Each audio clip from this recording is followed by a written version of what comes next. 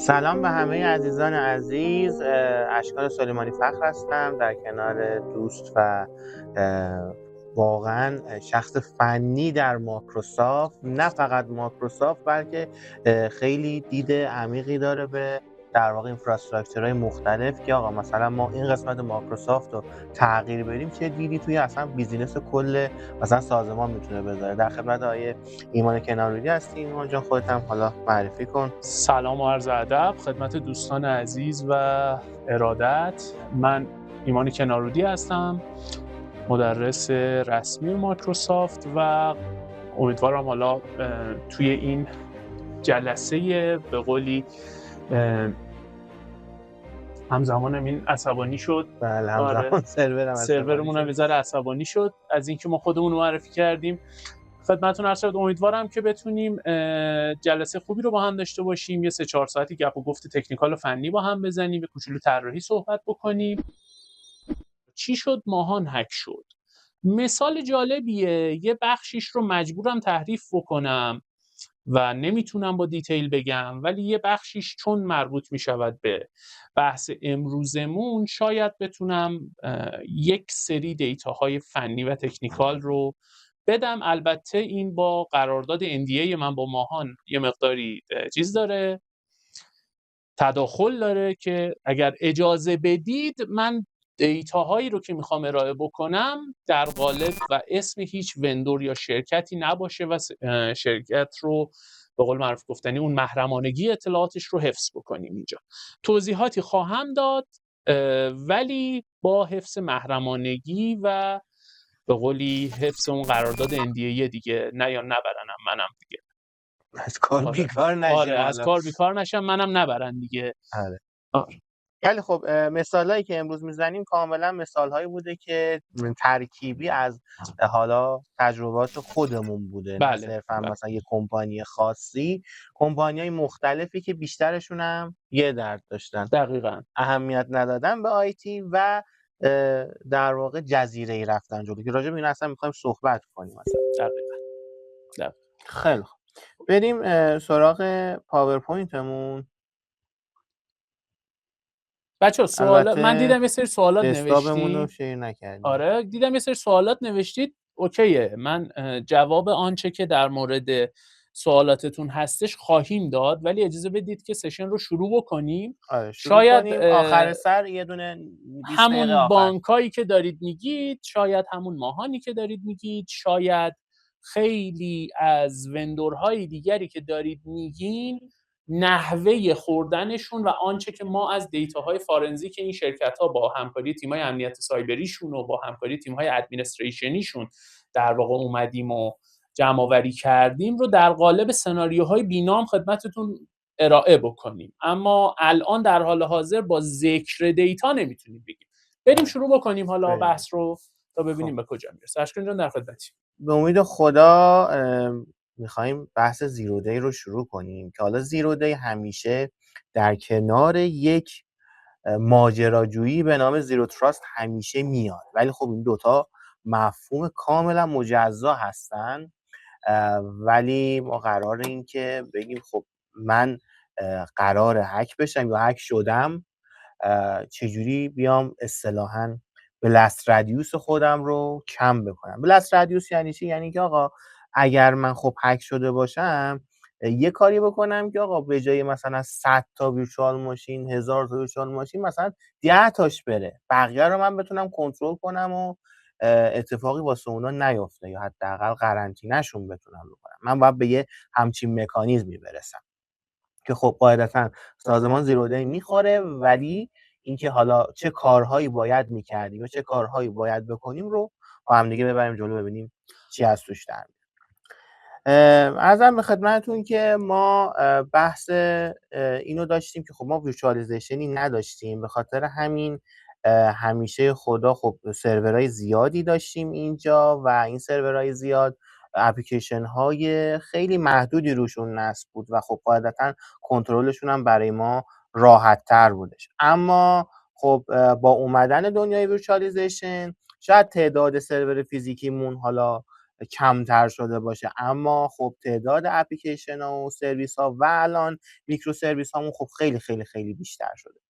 به خاطر همین خب دیگه ما هیچ فضایی رو مثل قدیم نداریم که بگم خب اوکی ادمین استوریج برای خودش، ادمین بذارین اینو من درست کنم، دیگه فضایی رو نداریم که بگم خب ادمین استوریج برای خودشه، نمیدونم ادمین مایکروسافت بره برای خودش، ادمین چه میدونم ویرچوالیزیشن بره برای خودش، نمیتونیم این حرف رو بزنیم، یا ادمین مثلا قسمت زیرساخت برای خودش. ما دیگه همچین حرفی رو در دنیای دیتا سنتر نمیتونیم بزنیم. حالا توی قسمت حالا کمپوس نتورک میشه یه سری چیزها رو جدا کرد، اما در دیتا سنتر دیگه این کار رو نمیشه انجام داد و ترکیب این گروه ها و سینک بودن این گروه ها خیلی برای دیتا سنترمون مهمه.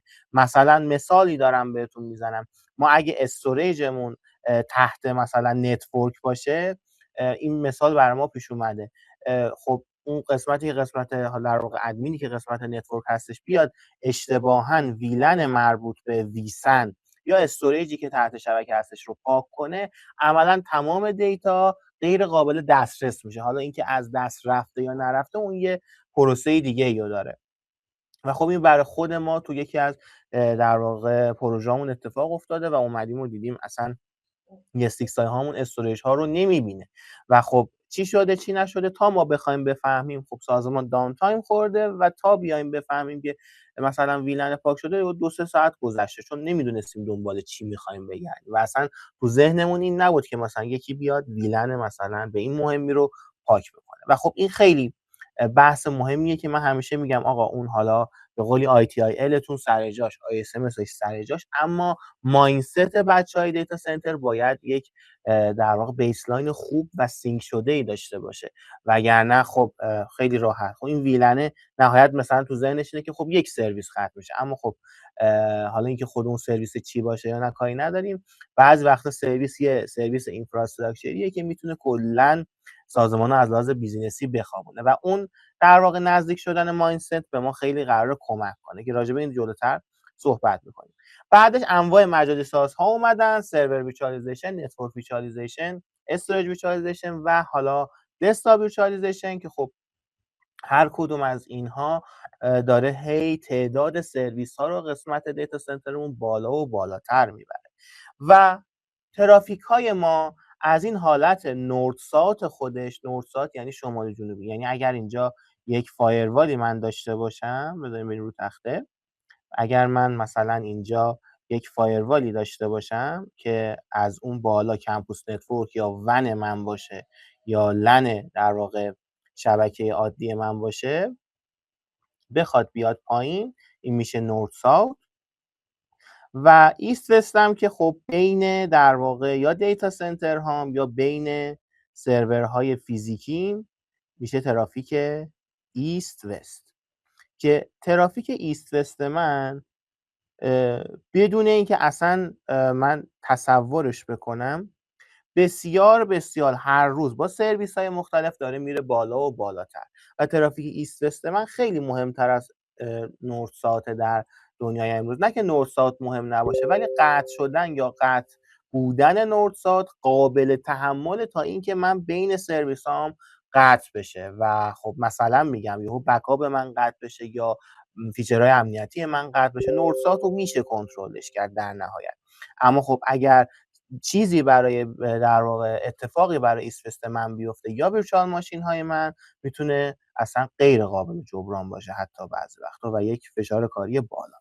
حالا ما چی میخوایم بگیم الان؟ اولین چیزی که میخوایم بگیم اینه که همیشه گفتم و تو الان تصویرش رو خوشگل‌تر کردیم به کمک AI.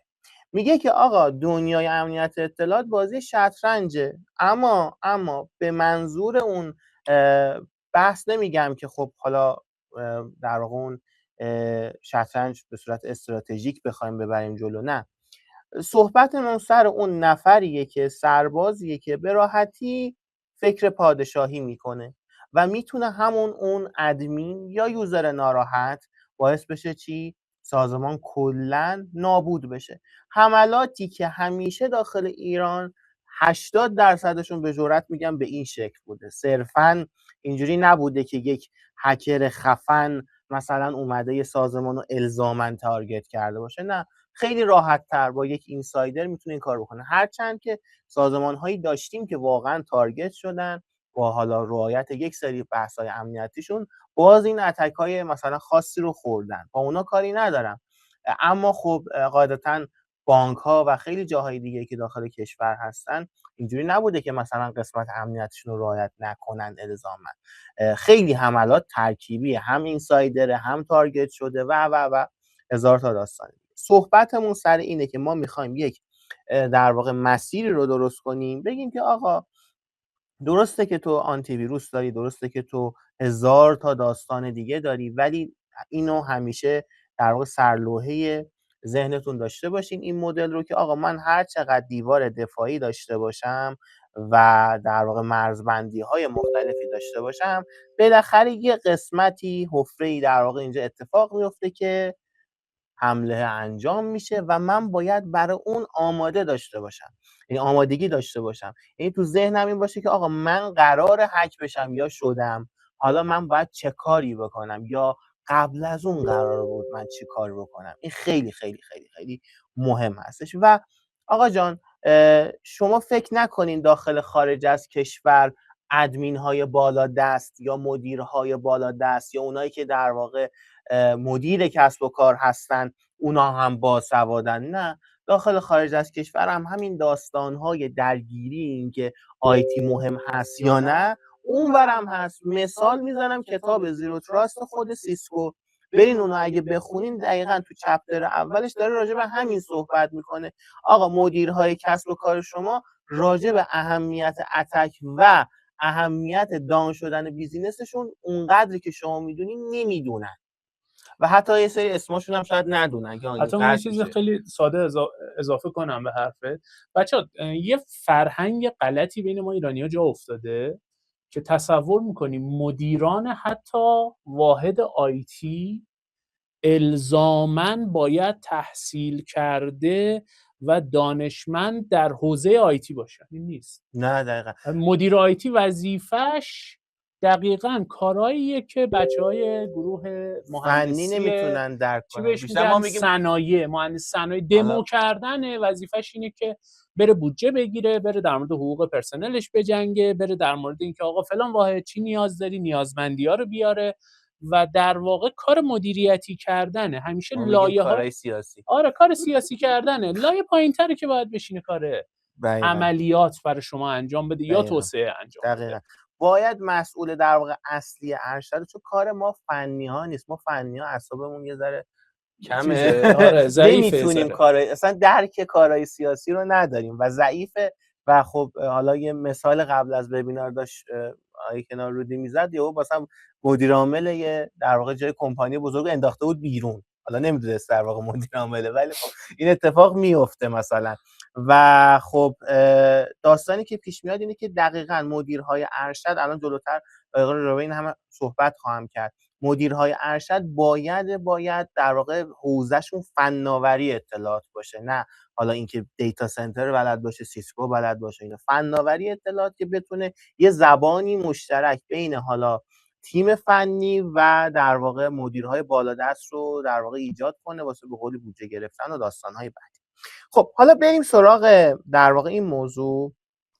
خب ببینین صحبتی که میخوام بکنم راجع به همین در واقع perimeter defense failure هستش، چیزی که اکثر سازمان‌ها دقیقاً همین قلعه خوشگل رو درست میکنن، خندقشون رو درست میکنن، تمساح میذارن اونجا، نگهبان میذارن. تصویر اوکیه بچه‌ها؟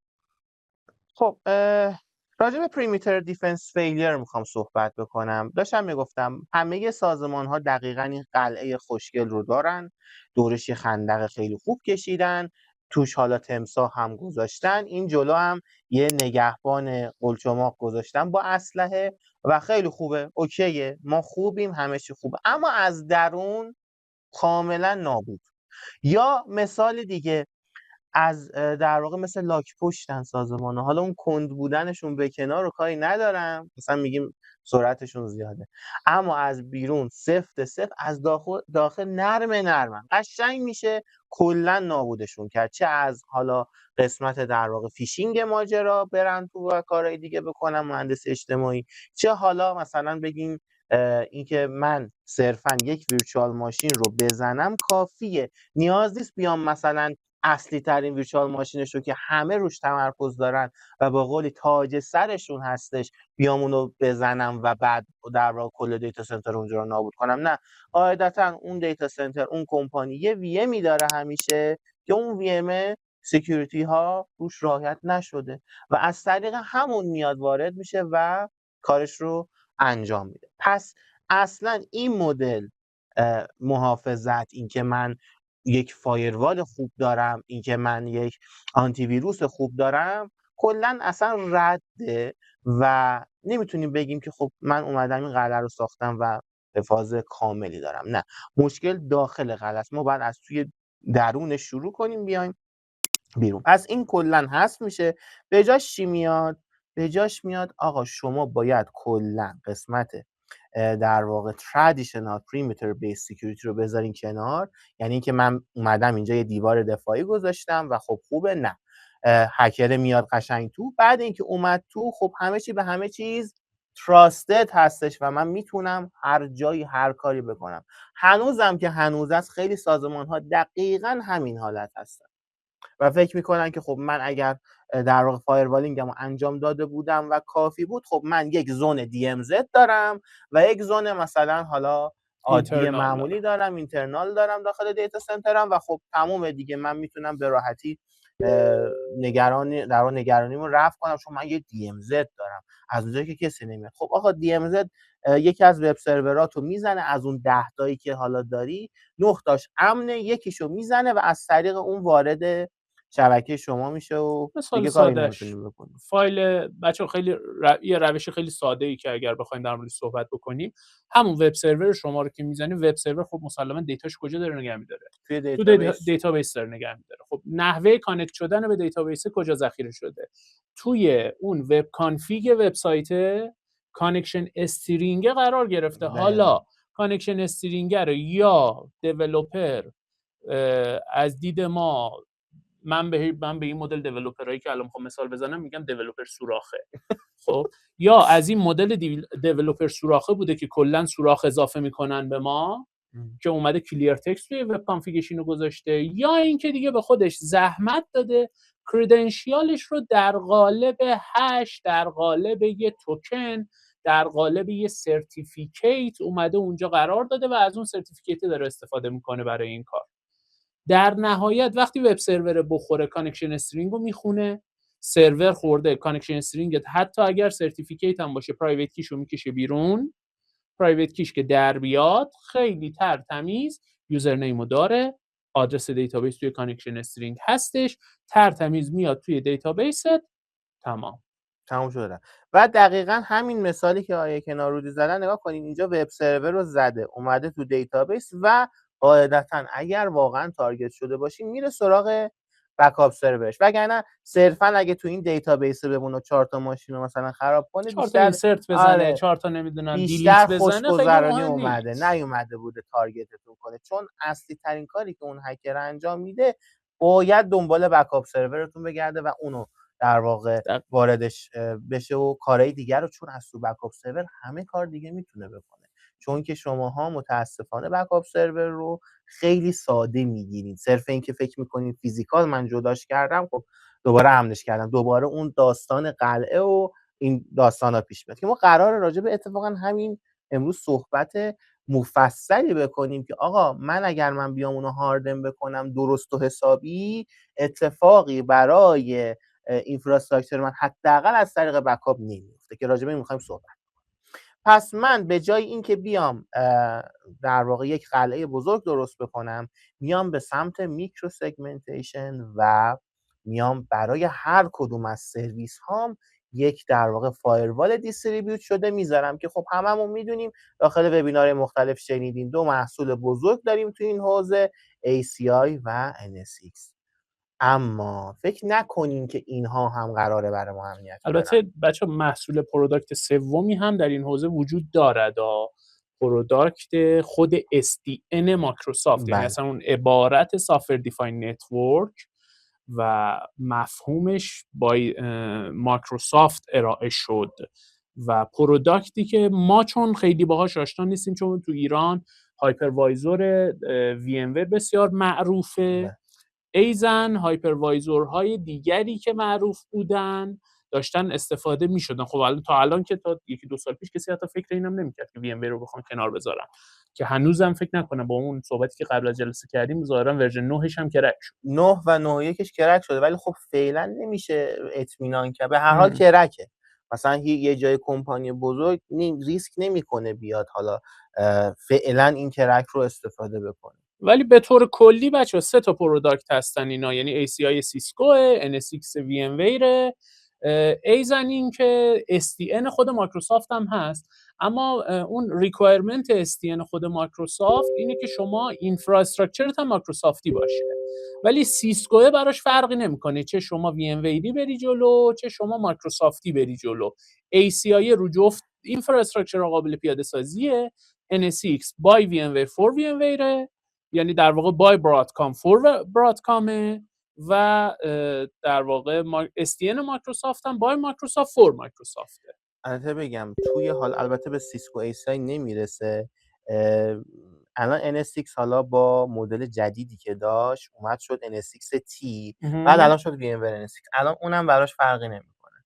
تو میتونی اونم میتونی حتی رو اینفراستراکچر میشه KVM مشکلی نداره.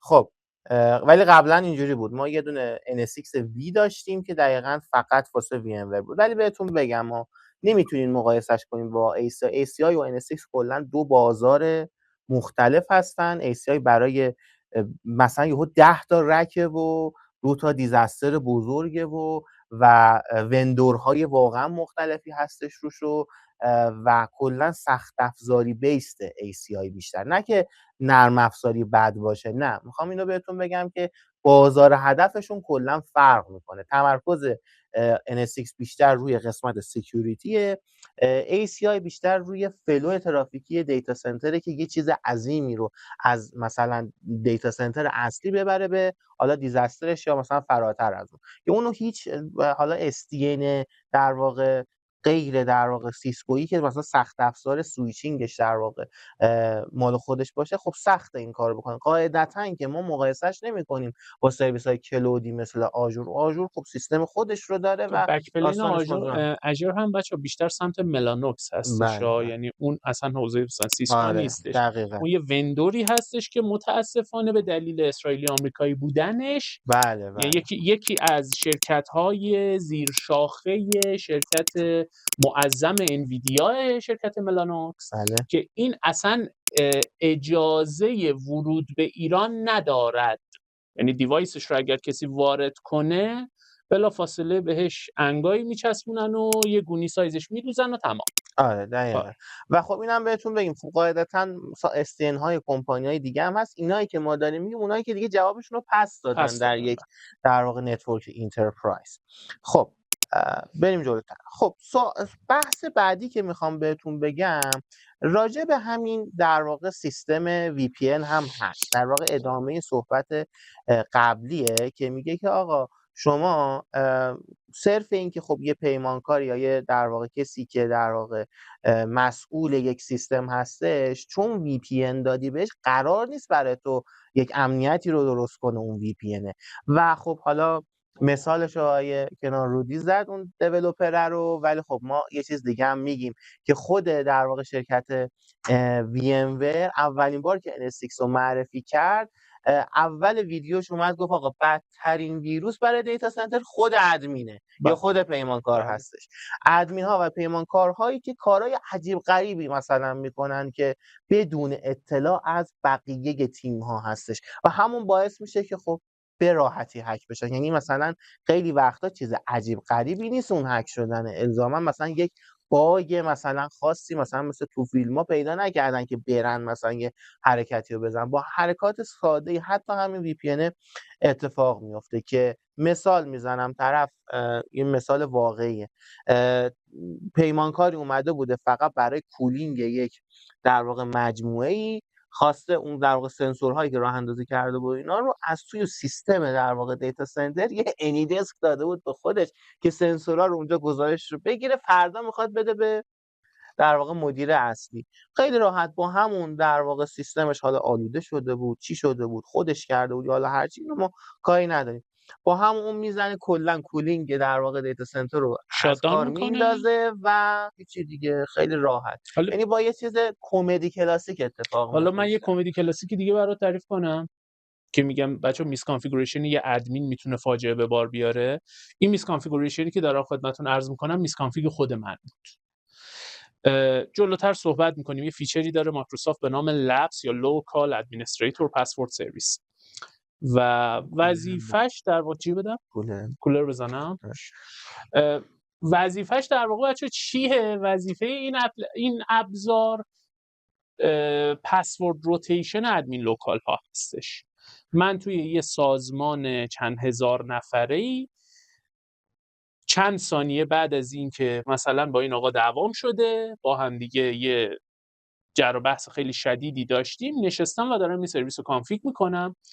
لوکیشنی که پالیسی این آبجکت رو، این در واقع آبجکت پالیسی رو باید لینک بکنین، مؤکداً تو داکیومنت مایکروسافت بهتون میگه اینو روی سطح کل دامنه لینک نکنید. این رو فقط و فقط روی یک اویوی خاص بایستی لینکش بکنید.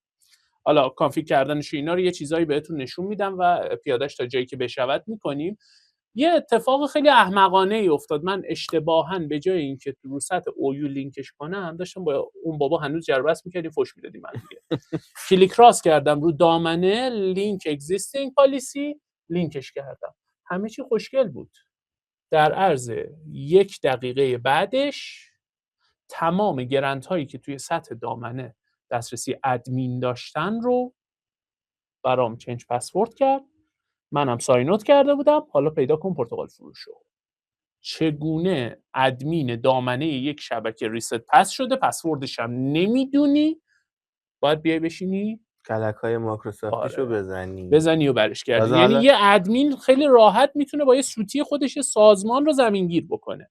حالا این دیگه خود من بودم که سالها دارم مایکروسافت رو درس میدم، چه برسه به افرادی که تو لول های جونیور دارن کار میکنن و اون جاستین آف اکسسه براشون رعایت نشده، گرانت بالاتری بهشون داده شده. بله.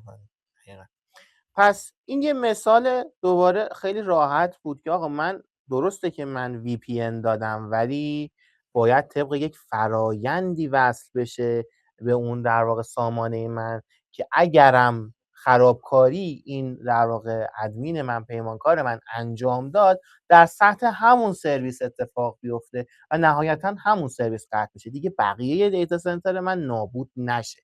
که راجع به این میخوایم صحبت بکنیم باز هم که چه اتفاقاتی میفته. مثلا یکی از راهکارهایی که شما باید اینجا پیاده سازی کنین راهکار پمه. حالا این که شما مجبورین یه نقاطی رو از پم‌های در واقع ایرانی استفاده بکنین، اونش به کنار، اونو در واقع خودتون میدونید کدوم پم رو استفاده میکنین، کاری نداره. اما داخل در واقع دیتا سنترتون خب یکی از محصولات قوی که تو این حوزه هستش، من خودم هم استفاده کردم، پم 360 منیج انجین هستش که هم میتونه سرورها رو در واقع پسوردش رو کنترل کنه، هم تو استپ خیلی راحتی داره برای ادمین ها و همین که خب دیگه شما صفحاتون رکورد میشه، ریموت اپ ساپورت میکنه، رکورد دارد، SSH ایجنت دارد، یعنی حتی به لینوکس ها میتونه SSH بزنه. خدمت یه دیزاین خیلی خوبی داره. خب میدونی که منیج انجین یه شرکت هندیه که اومده داکیومنتیشن خیلی شسته رفته، حقیقت هم رو بگم نداره. پروداکت خوبیه ولی باید باش سر کله بزنی. دقیقاً بتونی کانفیگش بکنی، بتونی راش بندازی، ولی پروداکت خوبی، آپدیت نگرش داری، لاگای سرویسش رو بفرستی سمت لاگ منیجمنتت و یه نظارت امنیتی خوب روش داشته باشی اوکیه، قابل و استفاده و در کاملا نهایت عملیاتیه. این که حالا پم 360 تون خب مثلا یه ساعت پیمانکاراتون شاید مثلا اگر بد کانفیگش کنین قطع میشه، وگرنه خب به صورت کلی من خودم خیلی جا داشتم همون بیس پرکتیسی که خودش داشته رو بردم جلو، قاعدتا با تغییرات سیاستی سازمان و الان من داون تایمی سمتش نداشتم و خب لایسنساش هم هست داخل ایران، خیلی چیز عجیب غریب هم نیست. لایسنسش هم قابل تهیه کردنه ها، خیلی چیزم نیستش فکر کنید لایسنس قیمت خیلی عجیب غریب و اینا، نه مثلا سال پیش من برای یه جایی تهیه کردم، فکر میکنم نزدیک مثلا با 40-50 تومن بشه جمعش کرد، دقیقاً امسال بشه تهش دیگه 100 تومن جمعش کرد. دقیقاً همینجوریه. و خب توی پم 360 شما وی سنتر و ES6 و سامانه های تحت وب مدیریتیتون هم میتونین اد بله. کنین توش خیلی راحت. و اینکه خب مهمتر از همه این در واقع یوزری که در واقع به اون پیمانکارتون میدین فقط اون پسورد رو داره و میتونه اصلا پسورد هیچ سروری رو هم نداشته باشه، فقط صرفا رو آیکونش کلیک میکنه و ریموت رو تحت وب تحویلش میده و کارشو خب کار ادمینیش اونجا انجام میده. یعنی این در واقع فرآیند شما داخل پم 360 منیج انجین به راحتی میتونین پیاده سازی بکنین، خیلی هم چیز سختی نداره. اما صحبت اصلی من خود پمه هم نیست که در واقع راهکار اصلیمون اینه که آقا من تا زمانی که قلب تپنده سازمانمو درست نکنم نه پم نه هیچ چیز دیگه قرار نیست منو نجات بده، که اونم قاعدتا چیه؟ قسمت مایکروسافت داستانی که حالا جلوتر بهش میرسیم که چه کارهایی باید بکنیم. خب من اینجا میخوام یک حمله ای رو در واقع مثال بزنم که خیلی عادیه و خیلی سازمان هامون هم از این حمله در واقع حسابی استقبال کردن و اتفاق افتاده براش، چه اخیراً چه در سالهای دور چه حالا داستانهای دیگه. خب حمله چه شکلیه؟ خیلی ساده، ما فایروال داریم، آنتی ویروس داریم، انواع چیزا رو داریم، اما خب متاسفانه هاردنینگ نکردیم. من الان حالا داخل گوشیم اسمسی دارم که با یکی با آقای ایمانی کنارودی نشون دادم که آقا ادمینه گفته بود آقا ما چرا هک شدیم، من 10 میلیارد پول آنتی ویروس دادم چرا من هک شدم؟ خب برای اینکه خب هاردنینگ نکردی. ساده ترین چیز RDP DC چرا باید باز باشه؟ خب میزنن RDP مثلا چیزی نیستش که نشه زدش، اصلا مهم نیست ورژن ویندوز هم چیه، خیلی راحت این کار رو انجام میدن. حالا ما این حمله رو یه بررسی کنیم چه اتفاقی میفته، میخوایم برسیم به راهکارش ها. بچه مرسوم ترین حمله ای هستش که تو سطح اکتیو دایرکتوری هم اتفاق میفته، این کاری که داره الان میخواد اشکان توضیح بده، یکی از مرسوم ترین روش هایی هستش که تا حالا مرحله سه این در واقع عکسی که کشیده تا اون لترال موومنته تا لحظه رسیدن به دومین کنترلر در واقع جزء محبوب ترین حملات بین اتکرها و خب داخل ایران هم مستثنا نیست و خیلی اتفاق افتاده و میفته. خب خیلی راحت به قولی این کارمند ما داره کارهای روزمرهش رو انجام میده و ادمین، حالا ما این خیلی ساده تر از این هم میتونه اتفاق بیفته، جلوتر میگم. و اومده چه اتفاق افتاده؟ قاعدتا این به فایل سرور وصله و یه ایمیلی بهش میاد و از طریق اون ایمیل اتفاقی که میفته اینه، اون تو اون ایمیل یک در واقع فایل ماکروی وردی بوده، یک حالا کدینگی بوده، اسکریپتی بوده و در نهایت این کامپیوتر رو آلوده میکنه. خب این کامپیوتر به خاطر اینکه تراستی سازمان هستش میاد چیکار میکنه؟ خب LDAP رو پیدا میکنه، RDP هایی که میتونه از رنج در واقع اون شبکه بزنه رو پیدا میکنه، فایل سرور قاعدتا اون وسط هست و هزار تا داستان دیگه. خلاصه مطلب اینه که کل اون کامپیوتر رو اسکن میکنه و بعدش شروع میکنه به پیدا کردن مسیرهای مختلف از جمله SMB. خب SMB رو پیدا میکنه و میره وارد فایل سرور میشه. وقتی که وارد فایل سرور بشه قاعدتا من ادمین یک روزی با یوزر ادمین خودم یا یوزر های پریویلیج خودم وارد اون شدم، حتی من دارم پسوردم رو عوض میکنم و اصلا مهم نیستش، من دارم یک در واقع پالیسی خیلی سختگیرانه برای ادمین هم پسوردم هم اصلا 20 روز یه بار عوض میکنم، هفته یه بار عوض میکنم. ولی خب من ادمین با اکانت دامین ادمین وارد فایل سرور میشم به هر حال، چه من چه مثلا 5 نفر دیگه. و وقتی که وارد این شده خب خیلی راحت اون هکر یا اون در واقع فرایند حمله‌ای که وجود داره میاد چیکار میکنه؟ کردنشیال های اون فایل سرور رو میدزده. الزاما هم خود رمز رو شاید نداشته باشه، ولی با خود همون فایل در واقع کش شده میتونه ادامه کارش رو ببره جلو. و بعد از اینکه اون در واقع رمز رو به دست آورد، حالا شاید روز اول نتونه، روز پنجم نتونه، روز دهم که به دست آورد خیلی راحت میاد چیکار میکنه؟ دامین کنترلر رو میزنه. آیا اینجا اصل مطلبه؟ نه، این همون لترال موومنت هستش، یعنی جابجایی بین سرویس ها. الزاما این کامپیوتری که اینجا بودش دسترسی نداشت به دامین کنترلر، اما فایل سرور داشته و وقتی که به دامین کنترلر رسید اینجا حمله رو متوقف نمیکنه یا ضربه رو نمیزنه، چون تارگت شده سازمان قطعا دنبال بکاپ میگرده، میره سراغ بکاپ ویلن، بکاپ رو میزنه، اینکریپت میکنه، کلی اتفاق روش در واقع انجام میده و بعد میره کل دیتابیس های سازمان رو اینکریپت میکنه و اتفاقای دیگه. خب من همینجا میتونم الان احتمالاً تو ذهن بچه‌ها اینم شکل گرفته. خب این که رسید به دامین کنترلر. خب ما عموماً ببین تو استانداردهای خودمون چیکار میکنیم؟ الان خیلی ممکنه تو ذهنشون این حرفو بزنن دیگه، بگن که آقا ما سعی کردیم هاردنینگمون رو انجام بدیم. توی این سعی کردن هاردنینگ خودمون و طبق بیست پرکتیس های سکیوریتی عمل کردن خودمون یه کار دیگه هم اومدیم انجام بدیم. اومدیم یه ایر گپی گذاشتیم بین سرور بکاپمون و سرور دومین کنترلرمون یا حالا سرورهای دیگه هم. بچه‌ها این ایر گپ اصطلاحش رو میدونید یعنی چی دیگه؟ حالا اگر برای کسایی که نمیدونن، معمولا توی یه سری سازمان‌ها زمانی که میخوان چند لایه بکاپ مختلف داریم که در واقع بیرونی ترین و حفاظت شده ترین لایه بکاپمون رو ما فقط و فقط زمانی که میخوایم بکاپ بگیریم متصل میکنیم، بکاپمون رو میگیریم و دیسکانکتش میکنیم. به این دیسکانکت کردن میگن یه ایرگپ ایجاد کردن اصطلاحا. شما الان ممکنه تو ذهن خودت برگردی بگی که خب من اون ایرگپ هم ایجاد کردم، برو باباش بذار بزنه. خب بزنه چی میشه؟ اتکر الزاما نیاز نیست بیاد بکاپ ویلن منو پیدا بکنه. اتکر کافی ملویر خودشو تو دل اکتیو دایرکتوری من قرار بده و تو زمانی که میخوای بکاپ بگیری تمیز شسته رفته داری اکتیو دایرکتوری با ملویرش میبری.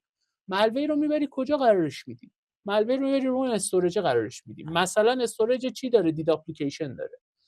اون ملویری جوری دیزاین شده که تو پروسه دیداب خودش رو به شکل یک اتک رو سطح اون استوریج مقصد تو در بیاره. اینا کی اتفاق افتاد؟ از کجا فهمیده اون استوریج مقصد من چیه؟ این حاصل اینه که این فرایندی که اینجا توی 5 تا استپ دارید میبینیدش، بچه تو هیچ سازمانی ظرف یه روز و 2 روز و یه هفته اتفاق نمیافته ها.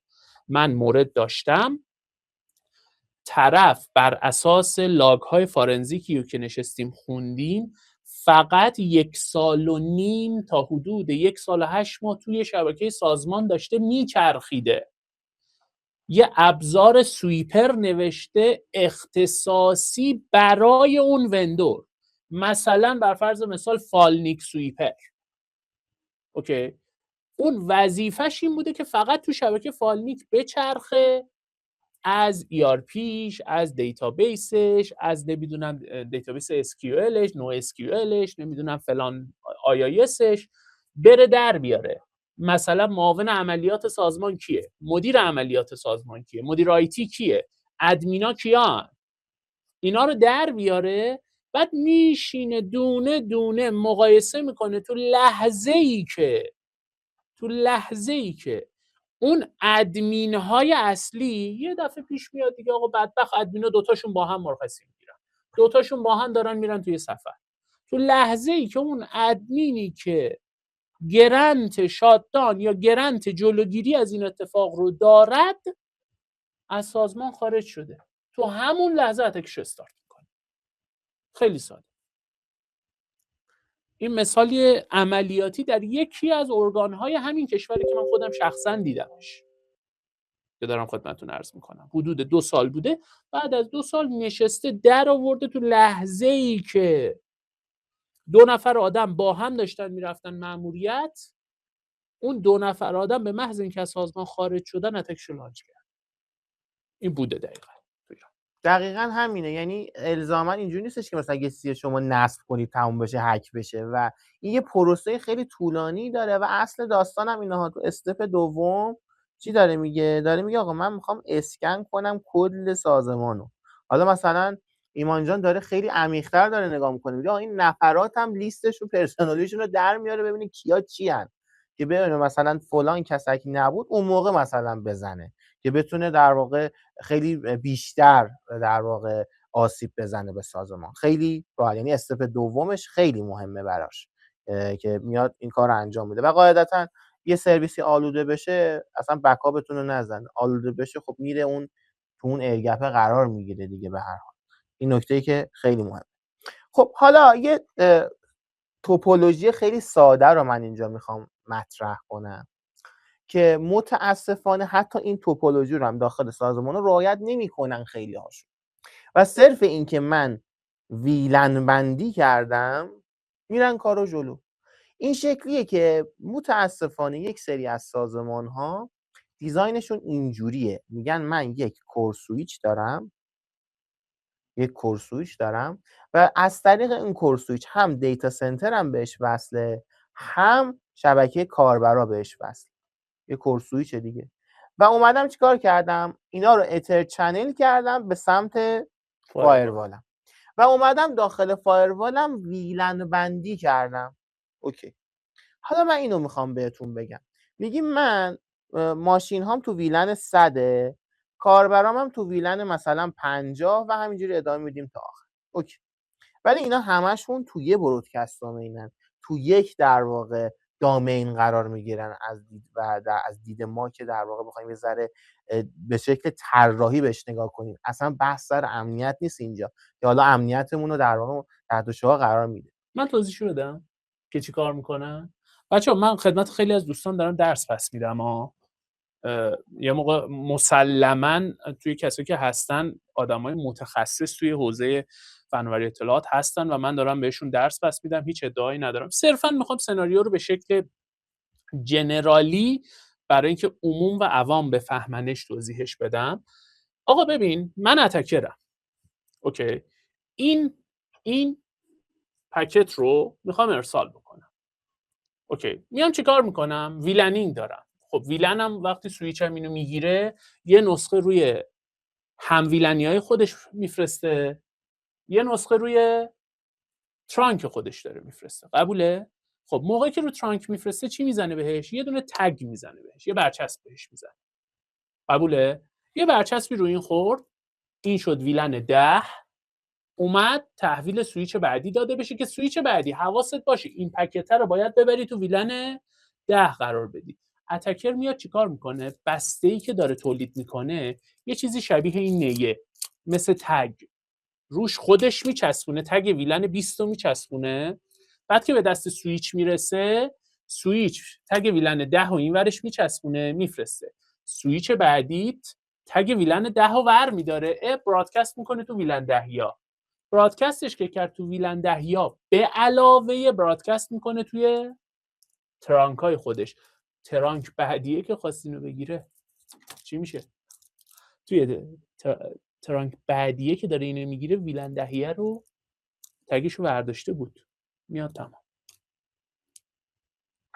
دقیقا همین اتفاق میفته. یعنی حالا الان دوستان میگن، دوستان حرفه‌ای‌تر میان میگن آقا ما الوید ویلن میکنیم، اینجوری میکنیم اونجوری میکنیم. ببینید توی شبکه بزرگی که 50 تا سویچ هستش، یه دونه رد دستت در بره تموم کاره و خیلی راحت این اتفاق میفته. من داخل یک سازمانی رفتم بالای 80 تا سویچ سیسکو داشتن و همدیگه وصل بود. اتفاقا الوید ویلن هم کانفیگ کرده بود و پوز اینا میداد که آقا من 2 تا فایروال حالا ایرانی دارم، یه فایروال خارجی هم اونجا یواشکی گذاشتم که امنیت هم رو برقرار کنم. من اومدم دیدم یه ویلن 100 دارن مثلا، این ویلن 100 تا شعبه بغلیشون لایه دویی رفته، دستشون در رفته. یهو حتی یه سویچ مخابرات داشتن داخل اون سویچ هم ویلن 100 بود.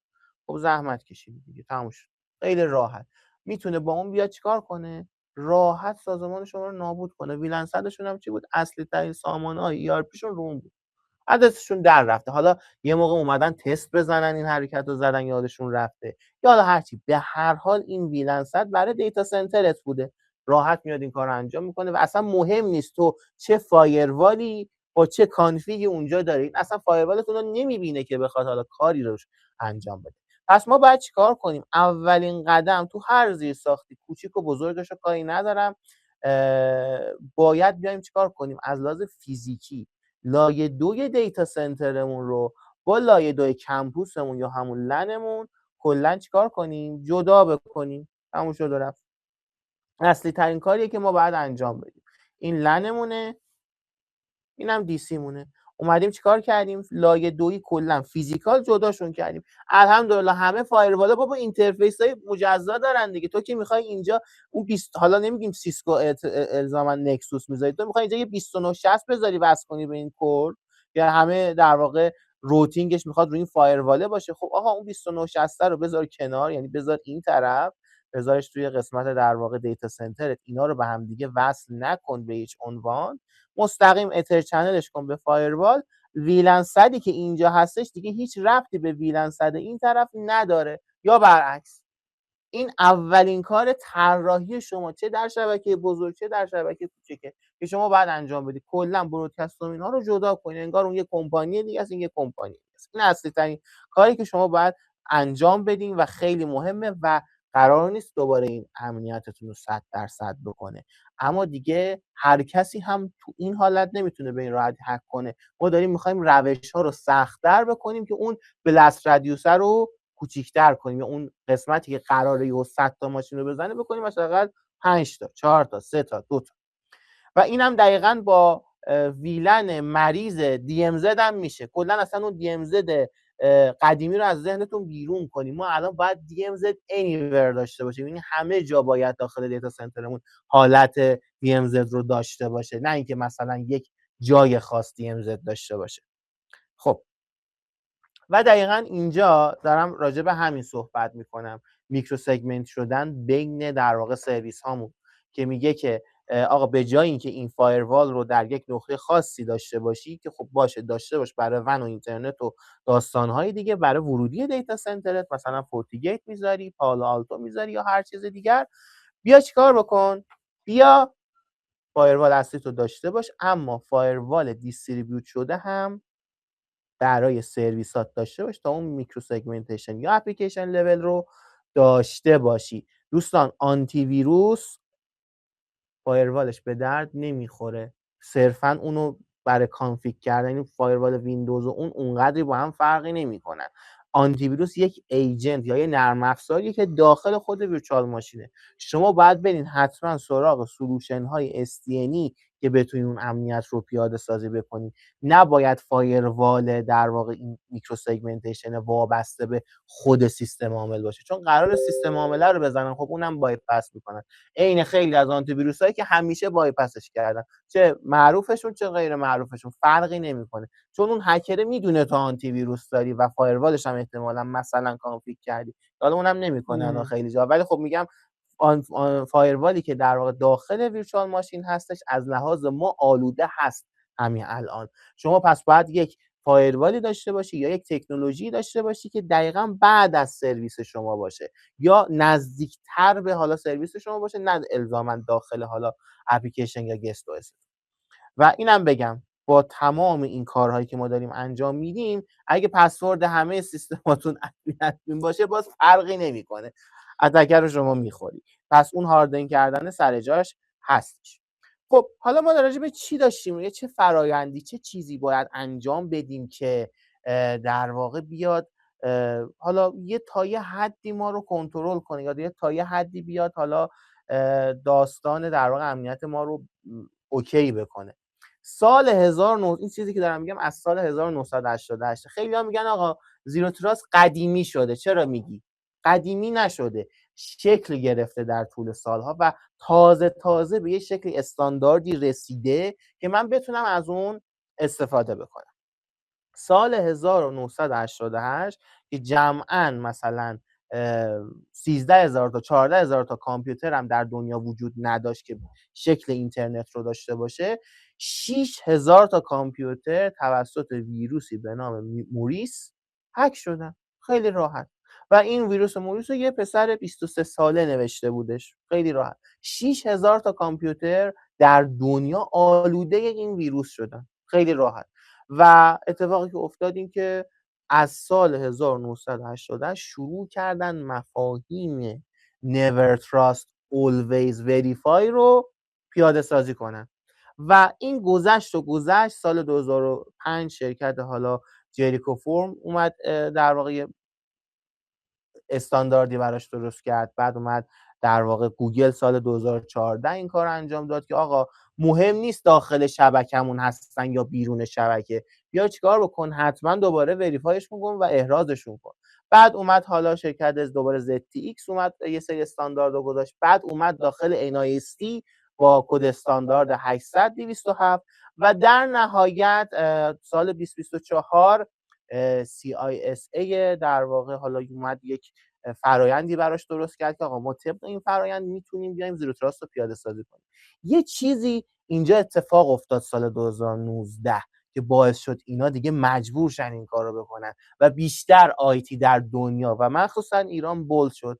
بحث کرونا بودش که آقا همه قرار بود از راه دور استفاده کنن، هیچ زیرساختی وجود نداشت و چون وجود نداشت به راحتی حتی در اون سالها هک می‌شدن، چون همه هی می‌خواستن پابلیش کنن بدون در نظر گرفتن بحث‌های امنیتی و همین باعث می‌شد که خب به راحتی هک بشن. که حالا اومدن سال 2019 واقعا استاندارد سازیش کردن و سال 2024 دوباره یه استاندارد دیگه روش گذاشتن که دیگه قابل پیاده سازی باشه، صرفا این نباشه که باید فلان کارها رو کرد. ولی خب خیلی وقتا اصلا تکنولوژی وجود نداشت که من بتونم اون کاره رو انجام بدم، یا در دنیای امروز انقدر سرویس ها و سامانه انقدر با هم اینتگریت نشده بودن. آره مثلا یه جایی مثل آژور به جای ایمان جان در واقع به گفته ایمان جان آژور یه جاییه که خب اینتگریشن خیلی خوبی داره. مثلا شما میتونید فورتیگیت داشته باشین، نمیدونم انواع برندها رو داشته باشین، وی ام وی رو داشته باشین داخل آژور و با گوگل کلود مثلا اینتگریت بشین، با AWS اینتگریت بشین. اما خب همچین چیزی داخل شبکه‌های آن پرمیسس ما وجود نداشت و کم کم این در واقع متدولوژی به وجود اومد که بخوان اینو اجرا بکنن، که اصلی ترینش هم آخریش سال 2024 بود که اومد اینو استاندارد سازی کرد تا بتونیم این کار رو انجام.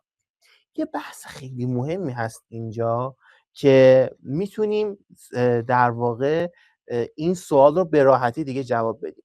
ما میگیم آقا داخل سازمان وقتی که راجع به امنیت میاد اولش میگن نه خوبه اجرا کنین انجام بدین، ولی وقتی که بحث بودجهش میاد همه فرار میکنن و آخرین جمله‌ای که در واقع مسئول در واقع اون سازمان میگه یا اون قسمت مالی میگه ما چیزی نداریم که هک بکنن، ما خودمون قدریم، ما نباشیم هیچکی نیست، فلان میشه اینجوری میشه، ما اصلا رقیبی نداریم. بازار هدف ما جوریه که درست بزرگیم ولی خب رقیبی نداریم که مثلا بخواد دیتای منو هک کنه بعد بفروشه به یه جای دیگه. اما خب الان اصلا جالبه بهتون بگم هکرها اصلا براشون نمیصرفه که بخوان اون دیتا رو به رقیب شما بفروشن، اتفاقا میصرفه که به خود شما برگردونن. چرا؟ چون که آقا شما وقتی که هک میشین کاری میکنه که خودتون هم نمیتونین ازش استفاده بکنین، پس قاعدتا چی میشه؟ شما سرویستون داون میشه و وقتی که داون میشه هیچی، شما بیزینستون کلا میخوابه و وقتی که میایین حساب کتاب ها رو انجام میدین میبینین اگر من الان پولو بهش پرداخت کنم بهتر از اینه که 4 روز سرویس هم نباشه، چون ضرر هنگفتی میخورن و شاید با این که مثلا یه جای قدری باشم کلا از سیستم اقتصادی کلا منو حذف کنن، چون نمیتونم معطل من باشم به طور مثالی، منو خیلی راحت نابود میکنم. پس الان هکرها اصلا براشون نمیصرفه دنبال رقیب شما بگردن که حالا دیتا رو به اون بفروشن یا نفروشن. اول از همه میان سراغ خودتون یا آقا اویلیبیلیت رفته، تو مجبوری حرف منو گوش بدی و در واقع این دیتا رو از من دوباره بخری، من حالا کلیدتو بدم بهت یا نه، اون یه بحث دیگه است. پس الان ما دنبال این قسمتیم، نیو مدل هستیم و هکرها اصلا براشون نمیصرفه دنبال حالا رقیب شما. نکته بعدی که ما تو بحث زیرو تراست باید یاد بگیریم، زیرو تراست یک در واقع پروداکت خاصی نیست که بگم خب من فایروالم زیرو تراست داره، آنتی ویروسم زیرو تراست داره، نمیدونم تجهیز دیوایسی که خریدم زیرو تراست داره. اصلا مهم نیستش، اینها یک سری پازل هستن که قراره کنار هم قرار بگیرن و تازه ماجراجویی زیرو تراست رو به وجود بیارن. چرا میگم ماجراجویی؟ چون باید به این کلمه عادت کنیم. زیرو تراست یک پروداکت نیستش که من برم یک فایروال بخرم یا آنتی ویروس بخرم، نمیدونم یک شخص خاصی رو بیارم که خفنه در امنیت که بتونه مثلا امنیت رو برای سازمان من به وجود بیاره. نه، قرار نیست من با یک ابزار خاصی بتونم زیرو تراست رو داخل سازمانم پیاده سازی کنم. من قرار یک فرایندی رو طی بکنم تا تازه به اون نقطه برسم و این فرایند در همین الان برای کوچکترین سازمان شروع کنی 1 سال طول میکشه. یا آقا من تازه برسم به یه جایی که بتونم یک سری چیزها رو یواش یواش پیاده سازی بکنم. پس اصلا ما کاری به پروداکت ها نداریم، پروداکت های خوب میگیریم، اما به این منظور نیستش که من اینو گرفتم چون داخل مثلا فورتیگیت نوشته ZTNA مثلا برای زیرو تراست فلان هستش پس اون امنیت رو برای من برقرار کرده. نه، اون بخشی از در واقع سفر زیرو تراست هستش. خب ما باید یه نکته‌ای که اینجا داریم میگیم این جمله است never trust always verify و بحث لاشون بریچ هستش که میگه چی؟ آقا شما همین الان هک شدی، شما فرض کن همین الان هک شدی و چی کار میخوای بکنی؟ یا اصلا هک شدی، اصلا فکر نکن مثلا چون اتفاقی الان نمیبینی هک نشدی، ممکنه مثلا سالها پیش هک شدی و اون هنوز داره کوچولو کوچولو دیتا جمع میکنه که سر موقعش و سر وقتش بیاد در واقع اون آسیب رسانی رو یا اون آسیب رو انجام بده. پس من از همین الانش باید فرض کنم هک شدم و این اتاقک ها اون میکرو سگمنتیشن ها رو به وجود بیارم.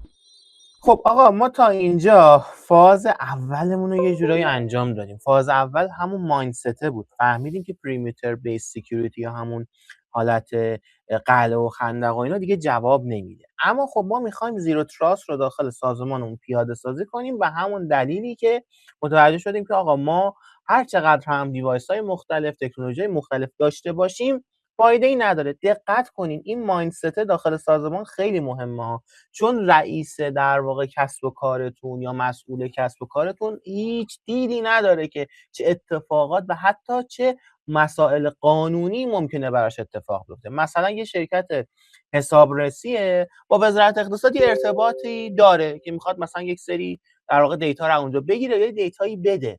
خب اون در واقع مسئول اون حسابرسیه که مثلا دبیر یه دونه اون شرکت هستش نمیدونه که مثلا همون دیتا میتونه چه تبعات قانونی بر اون حسابرسی داشته باشه. خب شما آیتی یا همون رئیس فناوری اطلاعاتتون هستش که تخصص کافی نداره توی مثلا حوزه سیسکو یا مثلا مجاری سازی یا مایکروسافت، مسئولش اونه که شما با اون یه گوشزدی بکنید و اون با زبان و تایم درستش و اون سیاست بازی‌هاش بتونه به اون دبیر کلش، مدیر خونه یا مدیریت یا هر جای دیگه قسمت اداری بگه آقا ما ارتباطمون با فلان جا خیلی ضعیفه، بهتره که ما یه فایروالی داشته باشیم در کمترین حالت مثلا یه آی پی سکی بزنیم به طور مثال، یا نه مدل نرم افزاریمون رو بهتر بکنیم چون این دیتایی که من دارم ازش میگیرم دیتای مهمیه، دیتای بانکیه، دیتای اقتصادی کشوره. اگر یه موقع لو بره میتونه اتفاقات زیادی بیفته و خب وزارت خونه زورش از ما بیشتره، میاد مثلا ما رو دعوا یه میکنه. مثال سادهش توی تقریبا سال 96 97 بود که در یکی از مجموعه‌های زیرشاخه وزارت نفت به خاطر یه اتکی که روی یه شرکت زیرشاخه خیلی بی ربطی اتفاق افتاده بود. بچه‌ها صدا رو کانفرم بدید لطفاً. صدا مثل این که اکو دارد.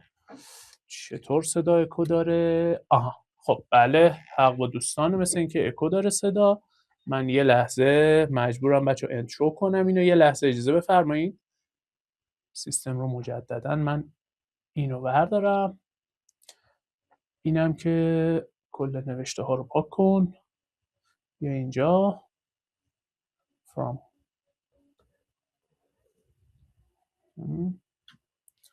خب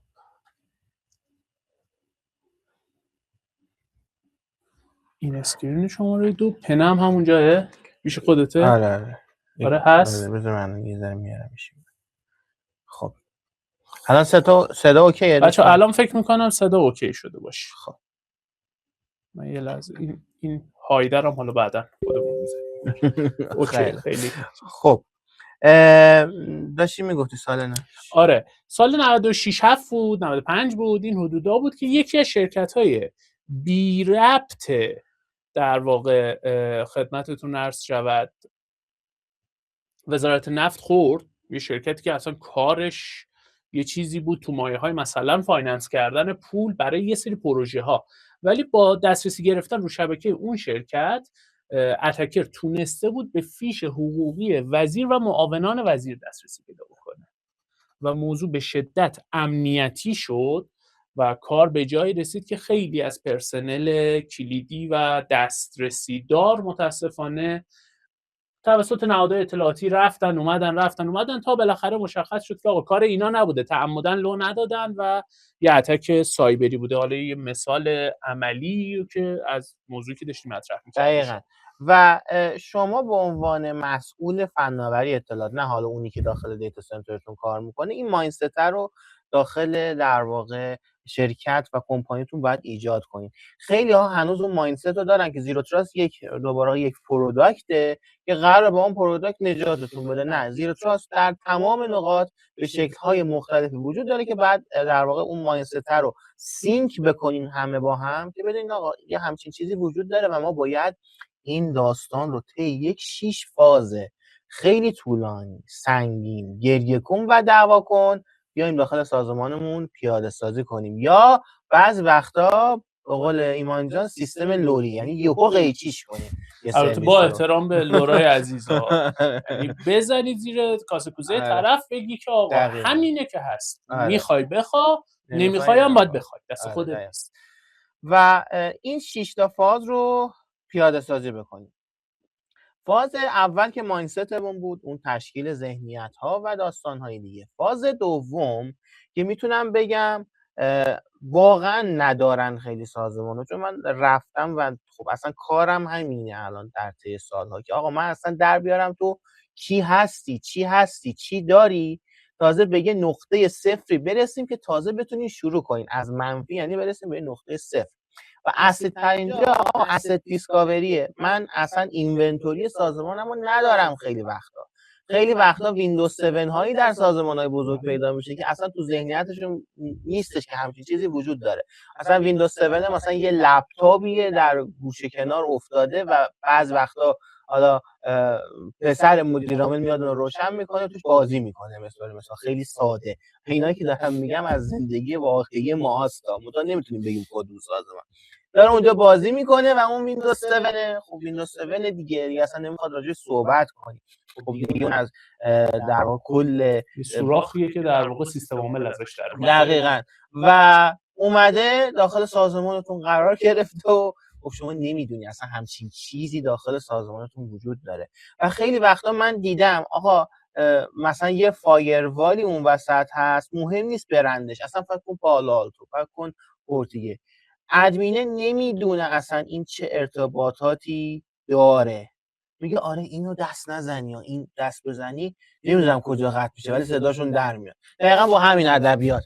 و من اولین کاری که همیشه اینجور جا میکنم، اگه یه وی ام مشکوک ببینم که اسمی نداره، مثلا نوشتم وی ام 2 وب 2 نمیدونم فلان و اینا و نمیدونیم هم کیه، چون اصلا پروژه اینه که تشخیص بدیم اینها. اولین چیز پاور آفه. آقا پاور آف می‌کنیم ببینیم اصلا کی صداش در میاد. خیلی وقتا هم پیش اومده هیچ کی صداش در نمیاد و اصلا معلوم نبوده که نه که حذفش کنیم، غالبا بعد یه 3-4 ماهی بگذره ازش، حالا مثلا یه ماه داخل اینونتوری ویرچوالایزیشنتون قرار بگیره، بقیه‌اش مثلا داخل بکاپتون قرار بگیره، بعد دیگه پروسه حذف بشه و همین وی ام های الان یه دقیقه اینو بیارم بالا بعد مثلا کارش انجام میدم، همینا باعث میشه که شما مورد حمله قرار بگیری و هیچی، کار اون سازمانت تموم بشه. و خب من باید اول چیکار کنم؟ ببینم آقا چه دارایی هایی داخل سازمان من وجود داره، شناساییشون بکنم، اولویت بندیشون کنم، مخصوصا اونایی که تاج سر من هستن و قرار بیزینس سازمان من رو در واقع ببرن جلو. اگه این نباشه بیزینسم به درد نمیخوره. اصلا من سازمان هایی رو دارم که بکاپشون صرف اچ ای گرفته میشه، یعنی بکاپ 3 روز پیششون دیگه به دردشون نمیخوره و همش باید یعنی دیتای جدید تولید بکنن. خب من اگر ندونم اصلا اون سازمان چجوریه، نمیتونم ازش محافظت بکنم. بیزینس پلنش رو اصلا ندونم، آشنایی به اون پلنه نداشته باشم، عملا طراحی بکاپ اشتباهه دیگه. و صرف این که من سیسکو بلد باشم، چه میدونم اصلا 4 تا CCIE داشته باشم، دیزاینر نمیدونم کجا باشم، اصلا مهم نیستش. شما باید اصلا ببینید این سازمانه، این دارایی هایی که داره، بیزینسی که داره به کجاها و چه جوری وابسته است. مثلا میبینی ERP تون وابسته به یه سامانه‌ای که کد ملی شماره‌تون رو داره مثلا چک میکنه. خب اگه اون سامانه مثلا از کار بیفته، مثلا شاهکار که حالا در واقع دقیقاً برای این ساخته شده که احراز هویت بکنه، اگه اون از کار بیفته و وقتی که نمیتونه کاربر لاگین بکنه، بیزینست دوباره خوابیده. شاید اون بیس اصلی روشن باشه، فعال باشه، ولی خب لینک ونت با مثلا سامانه شاهکار از کار افتاده، خب چیکار کنیم دیگه؟ الان کاربر نمیتونه ثبت نام کنه، نمیتونه ورود کنه. پس من آیتی وظیفم در فاز 2 تشخیص این سامانه ها، کجا بودن این سامانه ها، چه شکلی سرویس دادن این سامانه ها هستش. من یه دعوایی دارم با بچهای متخصص و بعضی هاشون که آقا من دارم میگم دوره این که من فقط مایکروسافت بلد باشم، من فقط سیسکو بلد باشم گذشته. شما باید در واقع یک نفری باشی که بتونی به بیزینس های سازمان رو تشخیص بدی، فیچرهای امنیتی جدید رو حداقل بدونی هست، بدونی مثلا معنا و مفهوم سفر زیرو تراست یعنی چی، من چرا باید این کارا رو بکنم، چرا باید اصلا میکرو سگمنتیشن چی هست، فلو ترافیکی رو درک کنم که بتونم برای تیم‌های دیگه کمک برسونم و تیم‌های دیگه هم در جایگاه خودشون که متخصص‌تر هستن تو حوزه خودشون به من بیشتر کمک کنم. مثلا من میدونم فایل سرور رو چجوری نصب میکنم، من میدونم فایل سرور رو چجوری هاردن میکنم من نوعی، ولی مایکروسافت کار نیستم، ولی میتونم یه بیسی رو درست کنم که مایکروسافت کار متخصص کارهای الکی رو نکنه برای من، بیاد کار مهمتره رو که من بلد نیستم و انجام بده، چون حوزهش مایکروسافته. ولی خب من حداقل باید درک کنم اینو، بخوام از تیم‌های دیگه، اون در واقع اون مایندست هم رو داشته باشم، از تیم‌های دیگه بخوام که ما باید اینا رو هاردن کنیم. ولی حواست باشه مثلا این وی ام رو داری هاردن می‌کنی، این وی ام بیزینس اصلی سازمانه، یه جوری باید هاردنش کنی که داون تایم نداشته باشیم. یا اگر ایمپکت تو نمیدونی، به من مجاری ساز به طور مثال میگم بگو یه اسنپ شات ازش بگیرم، اون کارا رو انجام بده با هم دیگه، ببینیم آقا میخوابه یا نه، اگه نخوابید مثلا کارو ببریم جلو. حالا این که میگم اسنپ شات رو هر سرویسی جواب نمیده ها. مثلا یه مثال خوب داره ایمان جان، اکتیو دایرکتوری اکسچنج رو میخوای یه مثال بزن؟ ببین شما اکسچنج رو اگر بکاپ بگیری یا اسنپ شات بگیری، کنارش اکتیو دایرکتوری رو ات سیم تایم ازش بکاپ یا اسنپ شات نداشته باشی، بعداً زمانی که اینو برگردونی، جز شایع‌ترین اتفاقاتی که میفته به هم ریختن یو اس یونیورسال آیدیات کلا میره هوا. حالا اینکه این یو اس رو بتونی رول بک کنی، فلگ بزنی، نمیدونم کاراشو انجام بدی، میشه خودش داستان، یه مراسم تخصصی که در صورتی که توی همین فلو قدم‌های اشتباه ورداری، خروجی میرسه به چی؟ خروجی میرسه به این که اکتیو دایرکتوری نه تنها اکسچنج، بلکه اکتیو دایرکتوری به تبعش فایل سرور، به تبعش اسکیول سرور، به تبعش هر سرویس دیگری که داره اینجا کار میکنه رو باید فرش اینستال.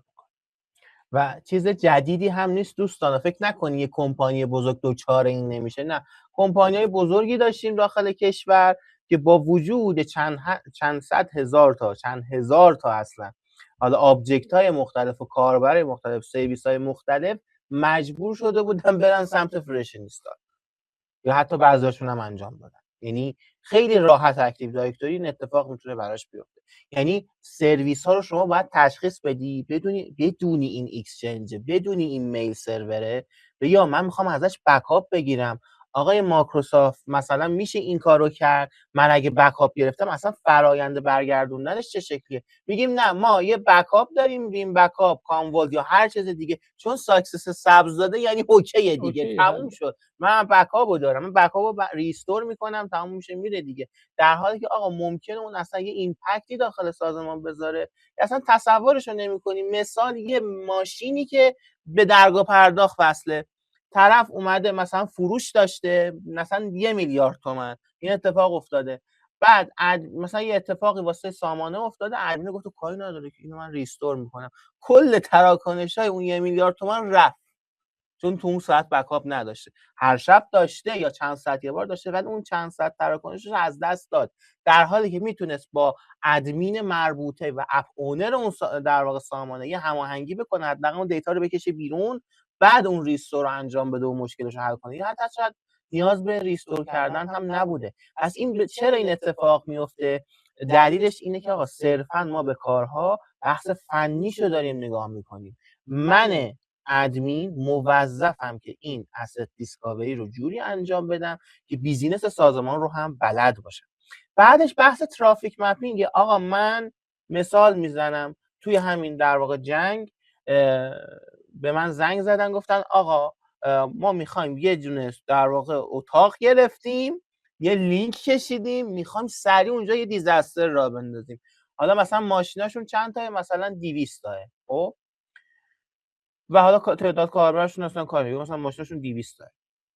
هی توضیح دادم آقا این نمیشه، دیزاستر یه در واقع برنامه‌ای داره، یه داستانی داره. میگه حالا ما مثلا میخوایم یه دونه ماشین رو ببریم اونجا. با کلی بحث و اینا گفتم اینجوری نمیشه، مثلا یه جور دیگه باهاش صحبت کنم. گفتم آقا این ماشینی که میخوای ببری کدومه؟ گفت مثلا ERP مون رو میخوایم، مثلا آیکنمون رو میخوایم ببریم. گفتم خب آیکنت خب تا الان شد 2 تا ماشین، یه وب یه دیتابیس. بعد گفت آره دیگه حالا شد 2 تا، حالا این 2 تاست دیگه. گفتم خب دیتابیس دوباره خودش میشه دیتابیس، میشه اکتیو دایرکتوری. آره خب آیکنت از کجا داره میگیره؟ از اکتیو دایرکتوری. یه ذره فکر کرده، مکس کرده باشه. خب اکتیو دایرکتوری گفت خب اینجا شد 4 تا ماشین. حالا اینش به کنار، کاربر تو چجوری میخوای به اونجا نتورک بدی؟ خب فرقی نکرد که با این ور صرفا حالا شاید حملات فیزیکی رو جلوشو گرفته باشی، ولی خب آیا جاهایی که دیتا سنتر هستش رو میزنن، آیا مثلا به صرف حملات فیزیکیشه، بلکه مثلا یه جایی رو داره میزنه که تو امنیتت بیاد پایین، وزارت خونت رو میاره پایین که بتونه مثلا تو رو مثلا اتک بزنه. پس حملات فیزیکی این شکلی ممکنه پشت بندش حملات سایبری سهمگینی وجود داشته باشه و شاید حتما تو رو سرگرم کنه با اون حملات فیزیکی که بتونه اتفاقا دیزاستر تو بزنه. و دیزاسترها خیلی جالبه، نه نگهبان دارن الان، نه هیچکی اونجا نیست. خیلی راحت من دیدم این صحنه رو، یه کابلی طرف اومده بود دیتا سنترشو نشون داد، خیلی خوشگل، نمیدونم استوریجای آی بی ام، نمیدونم اصلا یه چیز عجیب غریبی. من گفتم دمش گرم، این داره مثلا ای سی آی هم پیاده سازی میکنه، فلان میکنه، اچ پی سینرژی داره، خب چیزای خیلی گرونی. من رفتم اتاق ادمین، دیدم از تو پنجره یه کابل آر 45 اومده. تو ذهن خودم گفتم این مثلا مال اتاق بغلیه. از اون دیتا سنتر به اون عظمت منیجمنت رو با کابل آر 45 توی کارخونه تحویل آورده بودن، از تو پنجره گذاشته بودن توی یه کیس درب داغون از این توسیای قدیمی نقره‌ای‌ها. اون کابل منیجمنتشون بود.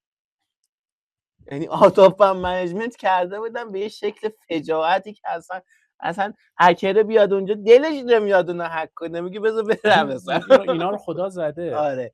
و این بعضی وقتا بحثای و ترافیک مپینگ قشنگ اینا رو میاد در میاره، میگه آقا این چیه کشیدی این کابل رو وسط یه کارخونه که این همه جمعیت دارن رد و بدل میشن اونجا و خیلی راحت اینو میتونن شنود بکنن، خیلی راحت کارهای دیگه، و تمام یوزرنیم پسورد از اون مسیر رد میشه. اومدم نزدیک بود سوتی بدم اسم بگم. یکی از بانک‌های کشور همین اخیراً، بچه این بحث زیرو تراست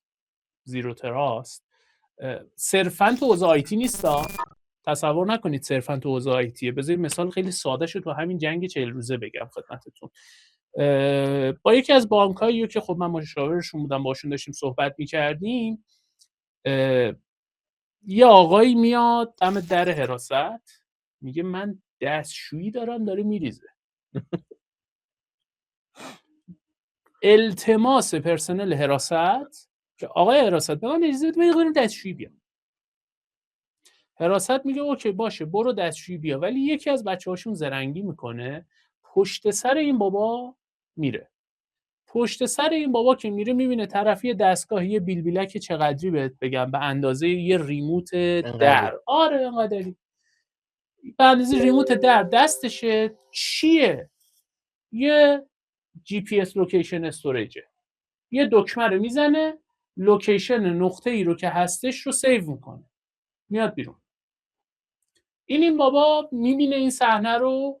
زمانی که طرف داره میاد بیرون، خب بانک‌ها توی این شرایط جنگ 40 روزه تیمای حفاظتی از نوپو و حالا وزارت اطلاعات و جاهای مختلف داشتن، تیمای حفاظتی داشتن، حالا تکاوره ارتش و اینجاها که بودن، به اونا ظاهرا تو این فاصله‌ای که این بابا دستشویی برگرده میره اطلاع میده.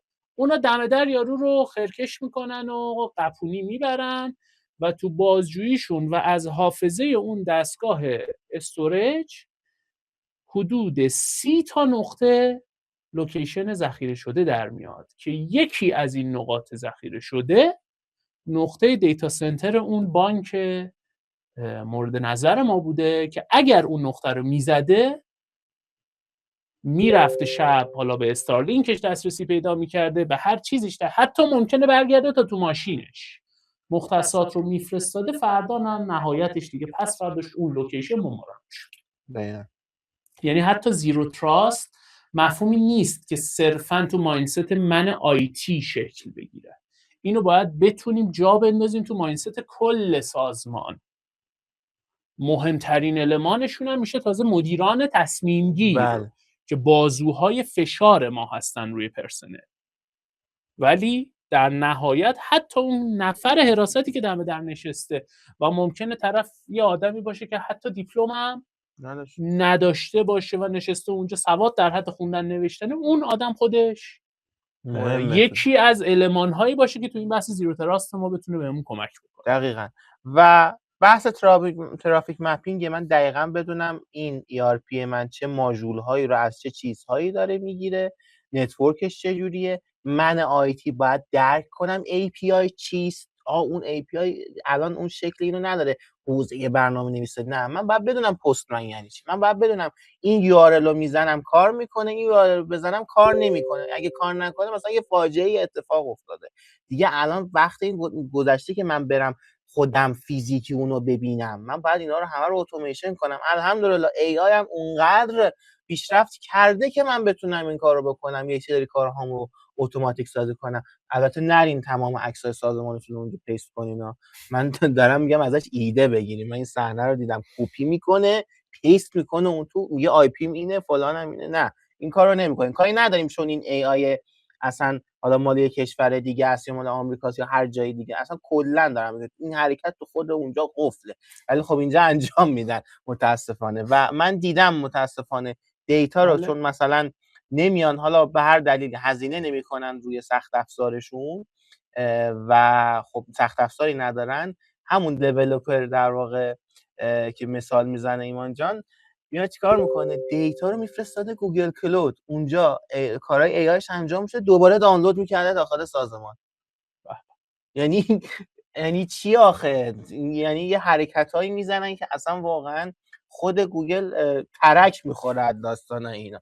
و این جایی میشه که شما تو فاز 2 اینا رو باید شناسایی بکنین، این ویروس دوپا رو باید در بیارین داخل سازمان، یا سخت دعواشون کنین یا به راه راست هدایتشون بکنین توسط اون در واقع پژو 450 یا دیگه این کارا رو نکنن. و در نهایت یک بیسلاینی باید در بیاریم، هیومن ها، سرویس ها، پریویلیج ها و سرویس های شیر که میتونن داخل سازمان تاثیرگذار باشن مثل DNS و اکتیو دایرکتوری و DHCP. چون آقا من فرض کن ویسنترم خاموش شده، VMام خاموش شده، الان دارم میام بالا، هنوز DC بالا نیومده، نه من ویسنتر رو میتونم برم تو، نه ES6 های و من باید اینا رو براش چیکار کنم؟ یک فضایی رو ایجاد کنم که در اون لحظه بتونم یه حرکتی بزنم. پس فاز 2 در واقع شناسنامه سازمانت رو باید بیای مکتوب در بیاری و آیتیت و اون تراستی های داخل سازمانت خوب این رو بفهمن. آقا هلپ دسک هاتون هم باید تا حد زیادی از کلیات سرویساتون رو باید بدونن. آره نه باید بدون ادمین مثلا حالا الزاماً فلان سرویس حالا کدومه یا یوزرش چیه، ولی باید بدونه من چه سرویس هایی دارم که بتونه تو اون خط مقدمی که سمت کاربر هستش حداقل یه جوابی بده یا یک حرکتی براشون بزنه، یه کاری براشون بکنه. اینو باید درک کنه. وگرنه اگه شما داخل جلساتی که میخوایم مایندست رو ست کنین برای مثلا کل سازمان هلپ دسکتون نباشه، اونا میشن یکی از افرادی که جلوگیری میکنن از کل پروژه. چرا؟ چون من ادمین هیچ دیدی با کاری که کاربر میکنه ندارم. مثال میزنم، ما اومدیم ویندوز کاربر رو عوض کردیم، همه زنگ میزنن میل سرور قطعه. آقا این ور اون ور میل سرور مثلا یه پورتی داشته، ما خبر نداشتیم مثلا. خب اینو در نیاوردیم، در نیاریم چی میشه؟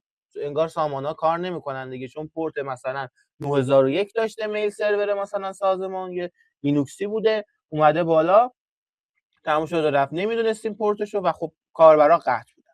پس من باید چیکار بکنم؟ بیام این مایندست رو خوب درست بکنم، اسست دیسکاوری کنم، ترافیک مپینگ رو انجام بدم، یه بیسلاین کلی از تمام سامان‌ها، سرویس‌ها و داشته باشم تا بفهمم که آقا چه خبره، و اینکه در نهایت قشنگ کلیر بکنم که آقا از کجا چی میاد، چی میره، چه سرویسی میگیرم، چه سرویسی در واقع میدم تا مثلا بیزینس من شروع به کار بکنه. یه نکته‌ای که وجود داره اینجا اینه که متاسفانه ما سیلوها یا جزیره‌های مختلفی داخل سازمان هامون داریم که باید چیکار کنیم؟ این جزیره ها رو بشکنیم و اینا رو با همدیگه دوست کنیم. نتورک برای خودش داره کار میکنه، تیم امنیت برای خودش داره کار میکنه، اپ اونرها که کلا تو یه لیگ دیگه‌ن، منیجمنت هم میگه خب امروز این سامان، امروز مثلا میخوام فلان کسب و کار رو بکنم، اپ اونر یه سامانه بیار بالا، اون یکی میگه من میخوام فلان کار رو بکنم، اپ اونر یه سامانه بیار بالا.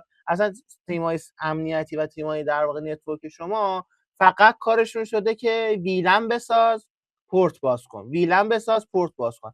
اصلا یادشون میره که آقا اصلا من ببینم این اپی که اینجا هست اصلا صلاحیت اینو داره که داخل سازمان من نصب و راه اندازی بشه. این خیلی بحث مهمیه ها، اصلا صلاحیت داره. همینجا سوال خیلی قشنگی پرسیده، همه اینایی که میگی حرفه، چجوری اجراش کنی؟ دقیقاً داریم میریم همون.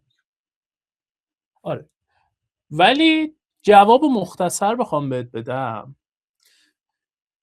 تصورات همه اینه که بچه‌ها یه 2 سازمان آزارگری تو ایران وجود دارن، خب که واقعا این تصویر ذهنی ازشون، آقا افتا، قرارگاه پدافند غیرعامل،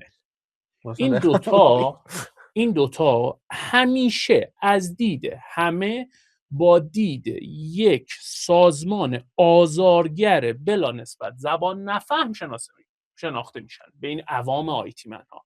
اما آیا کسی از این همین آیتی من هایی که داره این حرف رو میزنه، من خودم خیلی نسبت به این سازمان ها گارد دارم و عموما دستورالعمل هاشون رو خیلی هاشون رو من ریجکت میکنم توی سازمان که میاد، اما یه پله عقب‌تر از اینا رو اگر برگردیم و فلسفه به وجود اومدن این سازمان‌ها رو بریم مطالعه بکنیم، می‌بینیم که هر دوی این سازمان‌ها بکشون یک استانداردیه به نام ISMS Information Security Management System، مدیریت یا سیستم مدیریت امن فناوری اطلاعات.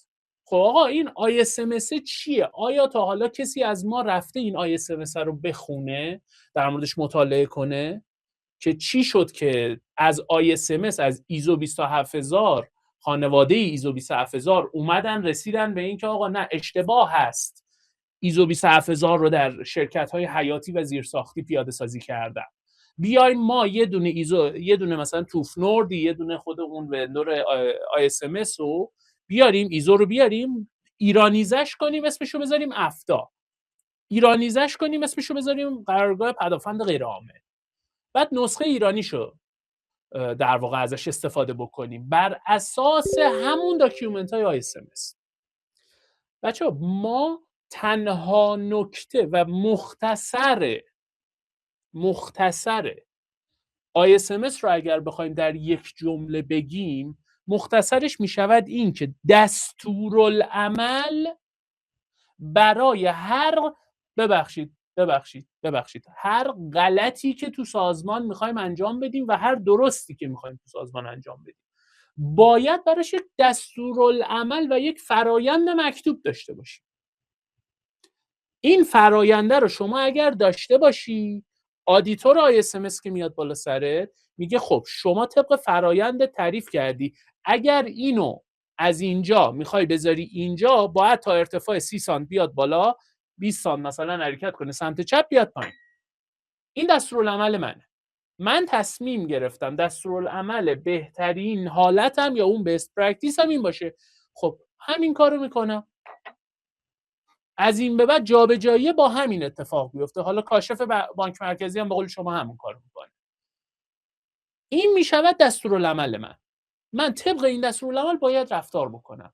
یکی از مهمترین دستورالعمل هایی که متاسفانه تو تمام این مثلا قریب به 13-14 سالی که من تو حوزه آیتی دارم فعالیت میکنم تو هیچ سازمانی ندیدم اینو که آقا طرف ISMS سرتیفای شده ها، یعنی رفته ISMS بهش گفته که آقا شما سرتیفایی. چرا سرتیفایش کرده؟ ISMS دیوونه بوده؟ نه به خدا دیوونه نبوده. ISMS داستان چیه؟ ISMS میگه تو برای هر کاری باید دستورالعمل داشته باشی. وقتی دستورالعملی نداری خب مسلما عدم انطباقی هم نداری. من سرتیفایت میکنم. من وظیفه‌م اینه که بررسی کنم دستورالعملات چیه، نحوه عملکردت چیه. تو تا زمانی که منطبق بر دستورالعملات داری کار میکنی، عدم انطباقی هم من نمیگیری. این دقیقاً داستانیه که ما تو ایران مشکل داریم. مشکل اولمون اینه آقا توی هیچ کدوم از این سازمان‌ها توی این کشور ما یک تیم طراحی نداریم. تیم نظارتی هم نداریم. نه تنها تیم نظارتی نداریم، تو قدم اولش مشکل داریم آقا. ما تو ایران تیم طراحی نداریم. وقتی میگن آقا یه سرویسی رو بیارید بالا، مثلا واحد فلان خواسته که یه ERP داشته باشیم که ERP توش بتونه، مثلا واحد مالی گفته درخواست وام ثبت کنه، بلافاصله پروداکت اصلی میرن سازمان سراغ این که یا علی مدد بریم تیم دیولپرمون بشینه پاشینه اجرا کنه. نه داداش من این نیست. این دستورالعملش میگه که اگر قراره تو این تیمو اجرا بکنی، از تیم دیولپر 2 نفر ارشد، حالا مثال دارم میگم، 2 نفر ارشد تیم دیو بیان بشینن، 2 نفر ارشد تیم نتورک بشینه، 2 نفر ارشد تیم نتورک سکیوریتی بشینه، 2 نفر ارشد تیم سیسادمین بشینه، 2 نفر ارشد تیم DBA هم بشینه. اوکی، علاوه بر اینها مینیمم 2 نفر از تیم دیوآپس هم بشینه. بعد اینا که نشستن دانششون اینجوری میریزن وسط، آقا چی میخوایم؟ اینو میخوایم. فرایند اینه، از اینجا قرار کارا انجام بشه این شکلی. خب این شد بخش مالیش. تازه اون نفر مالی درخواست کننده هم باید حداقل 2 نفر باشه ها. این شد رسیدن به این نقطه. حالا چیکار کنم؟ خب این نقطه قراره یه وب سروری باشه، وب سرور بره رو دیتابیس کار کنه. ارتباط بین این وب سرور و دیتابیس رو چجوری برقرار کنم؟ ارتباط این وب سروره برای احراز هویتش با اکتیو دایرکتوری ما چجوری برقرار کنه؟ اگر نه قرار نیست اکتیو رو ببینه چیه؟ ADFS. خب اوکی، ارتباط این با ADFS هم چجوری باشه؟ ADFS هم کجا پابلیشه؟ اینا همه تو اون جلسه طراحی یه بلوپرینت، یه نقشه از این سرویس باید ارائه بشه. بعد برن سراغ این که این نقشه رو پیاده سازی کنن. ما اینو نداریم آقا. این عمده نقطه ضعف ما تو ایرانه. یه نکته‌ای هم که وجود داره دوستان، ما مثلا میگیم حالا افتا رو مثال بزنیم. افتا خب میاد میگه شما این اپ شما، این نرم افزار شما باید افتا داشته باشه. منتها یه نکته‌ای هست اینجا، اون نظارتیه رو میخوام بگم. افتا اومده به ورژن 1 این نرم افزار افتا داده، ولی این اپه که همون لحظه همون نمیمونه. 10 تا ورژن از زمانی که این مدرکشو گرفته عوض شده اصلا و اون دوباره بخواد اگر خود سازمان بیاد در واقع بررسی کنه این اپ رو، یعنی بخواد به دوباره بده افتا، یه پروسه طولانیه، یعنی افتای قبلش باید باطل بشه تا اپ مثلا ورژن 10 دوباره بتونه افتا بگیره. این وظیفه شما ادمین هاست که این رو توجه بکنین، ببینین که آقا این افتای اپی که داره مثلا برای کدوم نسخه و کدوم ورژنش بوده و کدوم نسخه و ورژن رو داره سیستم شما نصب میکنه. شاید یکی عقب‌ترش رو داره نصب میکنه یا یکی چند تا بعدترش رو داره نصب میکنه. صرف اینکه اون نرم افزار آپدیت شده شاید اصلا باعث شده یه سری در واقع آسیب پذیرای دیگه رو داخل اپ بیاره که اصلا افتا ازش خبر نداشته. اینجا پس پیش میاد دیگه مجوز افتا داره دیگه، هک شد. این یکی از باگاییه که عموما تیمای دیوآپس ما هم بچه‌ها دارن. تیم دیوآپس ما چیکار میکنه؟ تیم دیوآپس ما اومده مثلا برای یارو یه محیط دیو، یه برنچ دیو طراحی کرده توی چه میدونم حالا پروداکت کد ریویژنینگش. خب برنچ دیو یارو نشسته داره کدشو میزنه، اینتر میزنه، خب اوکی این الان کار کرد، روی لپتاپ من کار کرد. خب پوشش میکنه میاد رو محیط تستش. محیط تست اوکی حل میده، مثلا یو ای تی اپرووش میکنه، میده مثلا استیج مراحل استیجینگ، میاد تو استیجینگش هم که پس شد، خب اوکی حالا حل آقا، حل بچه‌ها، حل به قول فیروز کریمی بود، شما قبول داری؟ شما هم قبول داری؟ صلوات محمد. بدیم بره محیط پروداکشن. نه این نیست دیگه. جزء همین فرایندهای اپرووالی رو که طرف میخواد یه پابلیش بده روی یه وبسایت اینه که همون وسط اگر اپلیکیشن وب اپش افتا داره، اگر تاییدیه قرارگاه داره، اگر تاییدیه ISMS داره، بلا فاصله توسط تیم ها، ببین وقتی میگم ISMS یعنی همین، یعنی آقا تیم امنیت شما قطع به یقین در یک اشل بزرگ سازمانی وقتی صحبت میکنی یه رد تیمی داره. اون رد تیم حداقل اینو بیاد پنتست کنه. اگر اون رد تیم اینو اپروو کرد، شما اینو اومدی توی دستورالعمل افتای خودت، افتا داره بر اساس SMS بهت میده دیگه، جز دستورالعملت گذاشتی که پابلیش اپلیکیشن تنها زمانی مجاز است که رد تیم ما اینو ریپورت در واقع آسیب پذیریاش رو ارائه بکنه. خب رد تیم هم میاد آنالیزش میکنه، ریپورتش رو میده. خب اوکی ریپورت رو که داد، دوباره اون کمیته کبه، اون کمیته چنجه تشکیل میشه، طراحی تشکیل میشه، میاد بررسی میکنه، ریپورت آقای دیولپر اینجاها تیراد داره، دیولپر اصلاح، دوباره انقدر این فرآیند تکرار میشود تا لحظه ای که ریپورت بیاد آسیب پذیری رویت نشد. حالا دکمه پابلیش کوفتیشو باید بزنی بره رو محیط پروداکشن پیاده سازی بشه. ما این فرهنگ رو تو کشور خودمون نتونستیم هنوز جا بندازیم. حتی یه نکته‌ای که داره یه ذره بحث بیزینسی هم هست ایمان جان، به خاطر اینکه اون شرکتی که این اپو داره میده بخواد یه ورژن عوض کنه 6 ماه مجوزش باطل میشه تا بره تو آزمایشگاه و برگرده و این داستان. یعنی بعد این فرآیندم از سمت در واقع افتا و جاهای دیگه هم یه مقدار تسهیل ببخشه که اینا بصرفه خب براشون ببین باگ آزارگر بودن افتا دقیقا همین نقطه است دیگه. نسخه اصلی ISMS رو شما اگر بخونی، نسخه اصلی ISMS همچین حرفی نمیزند. نسخه اصلی ISMS میگه توی تیم منیجمنت آیتی باید یک دستورالعمل شسته رفته طراحی بکنی و طبق دستورالعمل خودت کار بکنی. نمیگه بیا تاییدیه من افتا رو بگیر، میگه اگر توی دستورالعملت اومدی قرار دادی که رد تیمم اپروو کرد اوکی، یعنی اوکی. دقیقاً همینه. یعنی این به عهده خود سازمانه، منتها چون از بس انجام نشده اومده یه ارگانی به نام مثلا افتا تشکیل شده، هرچند خوبه، حالا حرف اونم که گوش نمیدم باز دوباره بنا به دلایل بیزینسی، چون افتا از مثلا میگم اون بیزینس اون سازمان خبر نداره دقیق که چه اتفاقاتی میفته، یه سری دستورالعملا میده که اصلا به دردش نمیخوره که بخواد اونو پیاده سازی کنه. همه جا درسته ما میگیم ما باید فلان پورت ها رو ببندیم، این یه چیز عمومیه، ولی اینکه چجوری سرویس ها رو هاردن کنیم و در واقع به قولی سخت سازیشون کنیم بر اون سازمان بستگی داره به بیزینس سازمانی که توی این در واقع هرمی که براتون کشیدم در میاد. آقا من اول باید بیزینسمو بشناسم، من آیتی اپلیکیشناشون بشناسم، مثل اون مثال آیکنی که بهتون زدم. آیکن یه ماشین نیست، من یه جا رو دارم چارگونش 46 تا ماشینه، فقط چارگونش 46 تا ماشینه، یه جا برای انبارشه، یه جا برای نامشه، یه جا نمیدونم برای یعنی اصلا یه چیزیه، مثلا دیتابیس 4 تا دیتابیس داره، 7 تا صفحه وب داره. خب من اول باید بدونم این اهمیت این در واقع ERP چه شکلیه و چه کامپوننتایی داره، چه در واقع اتصالاتی داره و اگر مثلا فلان ماژولش بخوره من چه اتفاقاتی برام میفته. شاید اصلا در یک شرایطی من حتی اتفاقا اجازه بدم اب نداره بذار این ماژول خراب بشه، ولی بیزینس من نمیفته. چرا؟ چون اصلا ربطی به اون ماژول نداره. به طور مثال دارم میزنم.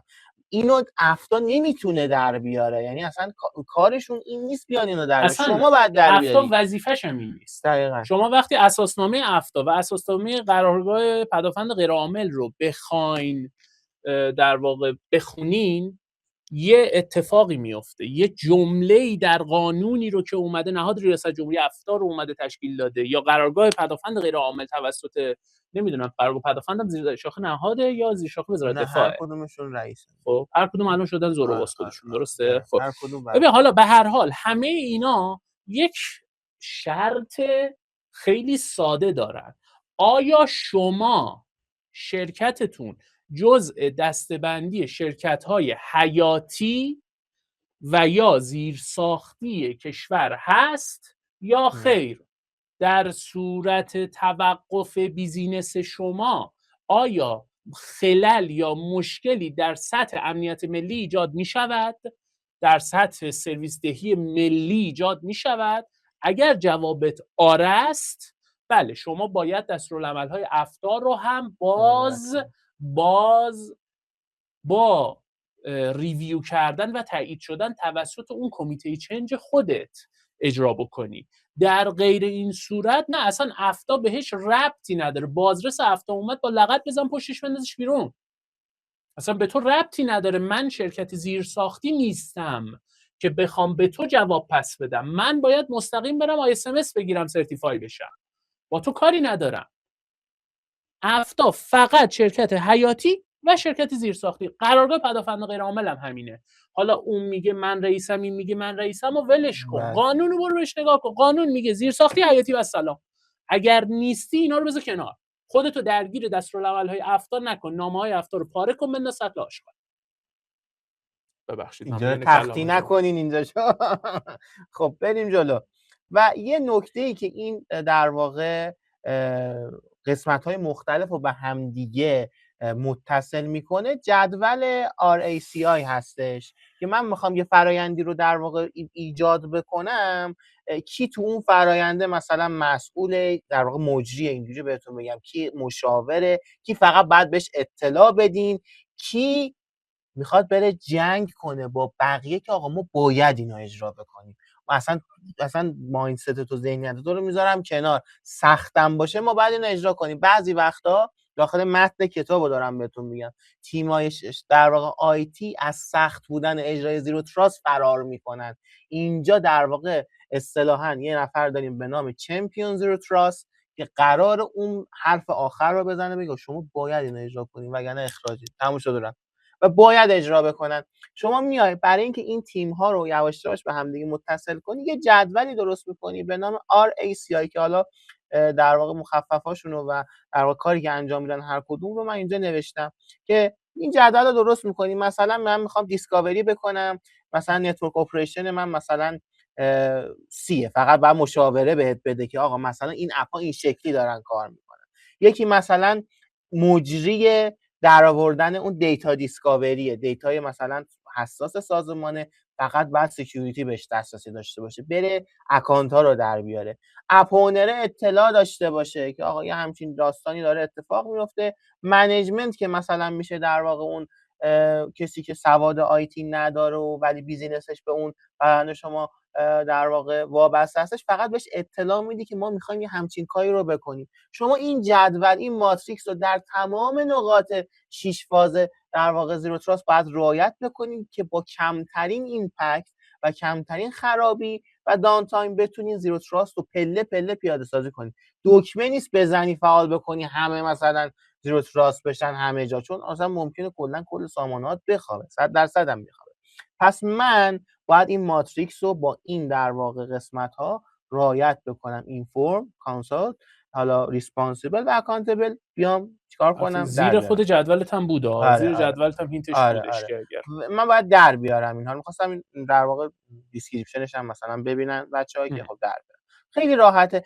پس ما با استفاده از همین جدول میتونیم این در واقع سیلوها رو در واقع بشکنیم این پشت و اینا رو با همدیگه دوست کنیم و بتونن با همدیگه تو یک محیط عملیاتی خوب کار بکنن. فاز سوم زیرو تراست تیم کردن اینها و یواش یواش شروع کردن فرآیندهای اجرایی. البته اینجا اجرا نمیشه، اینجا تیم ها رو در میاریم کی چه کمکی برای چه تیمی میتونه انجام بده. یکی میره اس رو انجام میده، یکی میره مثلا قسمت های سکیوریتی اس رو انجام میده. با اپ اونرها دوست میشیم، با برنامه نویسا یه مقدار بهتر دوست میشیم، به برنامه نویسا راهنمایی میدیم، میگیم این مدل دیتا گرفتنت از فلان جا این خوب نیست، حالا کلیر تکست داره میره، یا اینو ای پی آیشو این کار اینجوری انجام بدیم. یا مثلا سازمان بوده بکاپ به موقع میگرفته، خوبم بکاپ میگرفته، ریستور هم کرده، ولی صرف اینکه صفحه وبش میومده بالا گفته خب سامانه اومده بالا دیگه، اصلا لاگین نمی‌کرده که ببینه بعد لاگین چی میشه. اینو نمیدونسته تیم در واقع عملیاتی شبکه، اینو باید بدونه. اگر ندونه مثلا انگار بکاپ نداشته. بکاپ کی به درد میخوره؟ که بتونه بیزینس ادامه پیدا بکنه، نه که مثلا صرفا یه صفحه وبی اومد بالا و تموم شد و رفت. همینجا مثلا تیم دیولپر میتونه یه هلس چک بنویسه برای طرف به توسط API، توسط ابزارهای مانیتورینگ. اون هلس چک سلام به نوار جمع کردم، اون هلس چک بررسی بشود. و این هلس چک که داره میگه صرف پینگ و پورت لیسن بودن نیستا، اینه که شما بتونی یه API بزنی، حتی خود آیتی در واقع عادی دیتا سنتر با ابزاری مثل پستمن بیاد یه URLی رو صدا بزنه که مثلا بهش یه کد 200 رو برگردونه، بگه اوکیه 404 برنگردونه. تنها در شرایطی هم اون کد برگرده که همه ماژولا توسط یک سلف دایاگنوسی که خود دیولپر دیزاین کرده سلامتشون احراز بشود. که حالا شما میگین من چه جوری باید در واقع اتوماسیون کنم سازمانم، و از همین API ها شروع میشه. اول تو باید گیر بدی به عنوان اون در واقع تیم های زیرو تراست که آقا این اپ تو چرا API نداره که من تشخیص بدم که چه شکلیه. یواش یواش باعث میشه اپ‌های آشغالی از کل سیستم و اکوسیستم سازمانتون بره بیرون، اپ‌های درست حسابی‌تر یا بیان یا دیولپ بشن. یعنی دیگه سازمان میگه آقا مثلا این سامانه‌ای که مثلا من خریدم شاید یوزر فرندلی قشنگه، ولی انقدر داغونه که مثلا با نرم افزارهای دلفی و فاکس پرو نمیدونم اینجور چیزا نوشته شده و هستش هنوز. من برم سراغ اپ‌هایی که بتونم. نکته رو بخون. نتیجه 2 نقطه. هر کار کنیم باز هک میشیم. آقای فتحی عزیز، فکر میکنی هک نشدی؟ اگر فکر میکنی هک نشدی، من با تضمین امضا اثر انگشت بهت میگم همین الان سازمان تک شده و تو فکر میکنی هک نشدی. اصلا مفهوم زیرو تراست و مفهوم ZTN حالا که میشه تو حوزه نتورکش و اینفراستراکچرهای دیگهش، همه اینا بر مبنای این اون مایندسته که ما دنبالشیم چیه؟ دقیقاً اینجا مایندسته دقیقاً اینه که آقا ما اسیوم بریچ، ما فرض میکنیم آلردی همین الان هک شدیم، الان چه گلی به سرمون میاد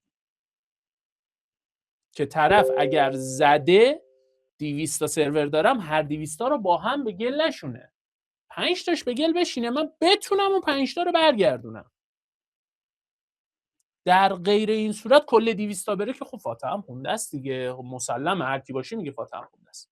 و این قسمت در واقع فاز اینه که آقا من اون سیلوها رو بشکنم و یک پکیج کامل عملیاتی بشم برای کل میونه کلمه. بچه‌ها این کمیته که بهتون گفتم، از یه استانداردی صحبت کردم به نام ISMS، درسته؟ خب آیا استانداردی برای این کمیته وجود داره که اینو بیاد تعریف بکنه؟ بله بچه‌ها، کمیته اینم استاندارد داره. ITIL. این که این کمیته شامل کیا باشن، طراحی چارت سازمانی واحد آیتی چه شکلیه، همه اینا رو ITIL داره برات صحبت میکنه. یعنی شما این 2 تا استاندارد اگر بتونی، نمیگم 100 درست، 80 درست اجراش کنی همه چی حله.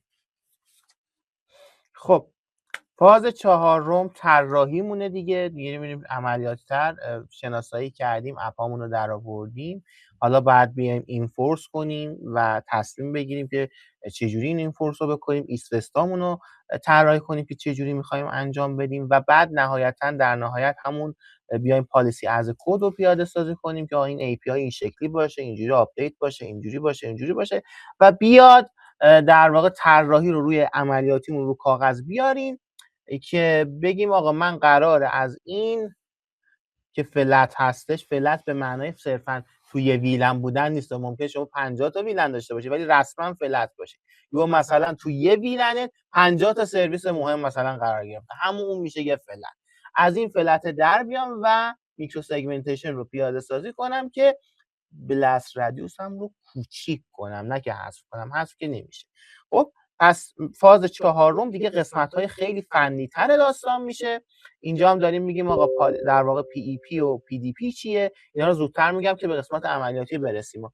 PDP جایی که تصمیم گیری میکنه که این کار امنیتی اتفاق بیفته. مثلا یکی از کارهای، حالا نمیگم بد ولی باید درست انجام بشه، کارهایی که انجام میشه مثلا یه سری سامانه هاتون توی ساعت خاصی قطع میشن، مثلا از ساعت 7 صبح تا مثلا 3 بعد از ظهر هستش مثلا. اما یه نکته‌ای که اینجا وجود داره، ممکنه در تایمی از سال که وقت حقوق دادن هستش اتفاقی بیفته. دقیقاً در زمان حقوق دادن این سیستم حسابداری شما یک بیایی داشته که بعد میرفته تو اون ساعت یه دیتایی رو جمع میکرده تا مثلا حالا حسابرسی یا مثلا هر جای دیگه بیاد با اون مثلا واریزی های شما رو انجام بده. شما اومدی تو یه ساعتی اونو قطع کردی، این دیتا رو هم نتونسته بگیره و حقوقا رو نزدن. کی این کارو کرده؟ آیتی این کارو کرده. حالا تلفن میاد سمت آیتی. این اتفاق برای من افتاده. یه جایی بودیم که مالی با آیتی خیلی خوب نبود، ما اومدیم سروراشو که مرتب کنیم، یه ذره ناراحت شده بود و دروغکی گفته بود چون سرور رو قطع کردن من نتونستم حقوقا رو بزنم، یعنی نتونستم حقوقا رو در بیارم. اومده بود کل سازمانش و تلفنش رو دایورت کرده بود از اون اتاق به سمت تلفن آیتی. یا مثلا چند هزار نفر آقا شما باعث شدین حقوق ما رو نزدن. خب حالا یه چیز جالب‌تر بهت بگم، این عدم ارتباط خوب بچه‌های مالی رو ما در یک سازمانی اخیراً تجربهش کردیم. ما پالیسی اعمال کردیم، آقای مدیر مالی بهش برخورد که آی ببند بگیر برو بیا که یکی اومده رو سرور من تغییرات اعمال کرده.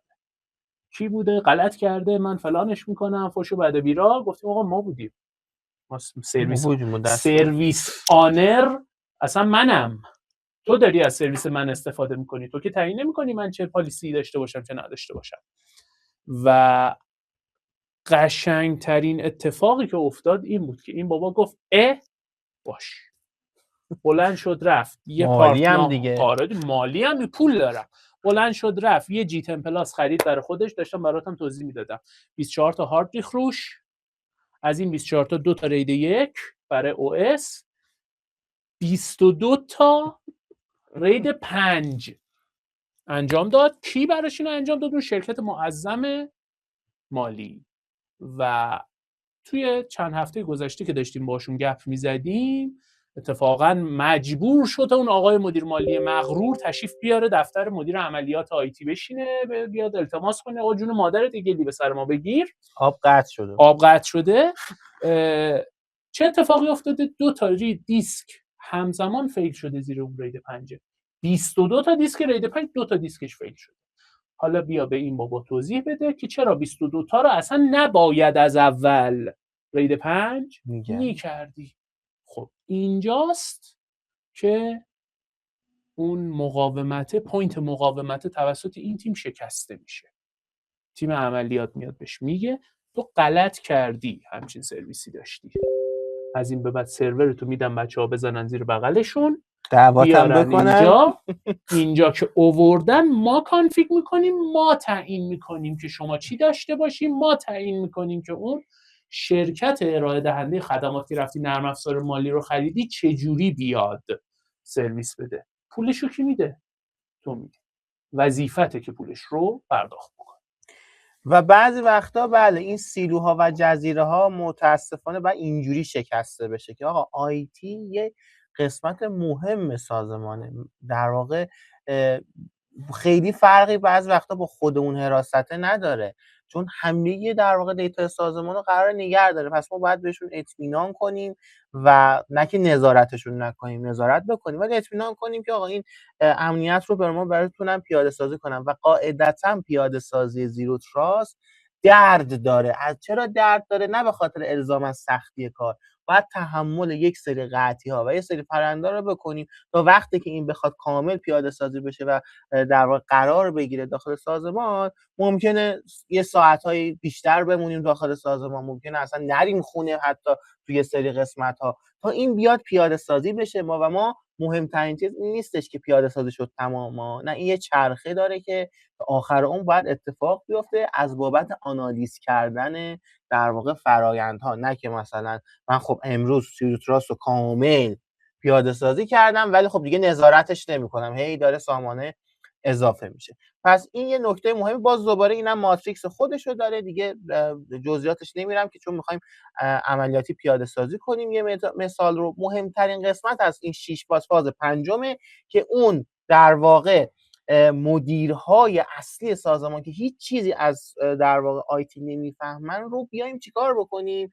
ریسک ها رو نشون بدیم، بگیم آقا تو اگر مثلا سامانه فلانت از کار بیفته ساعتی 2 میلیارد تومان مثلا ضرر میخوری، یا تو برای اینکه این اتفاق نیفته باید این کارها رو انجام بدی، اصلا اپ تو مشکل داره، بیا از الان بیایم راجع به این در واقع اپ تو یه دیولپ جدیدی رو انجام بدیم، سامانه تو قدیمی شده.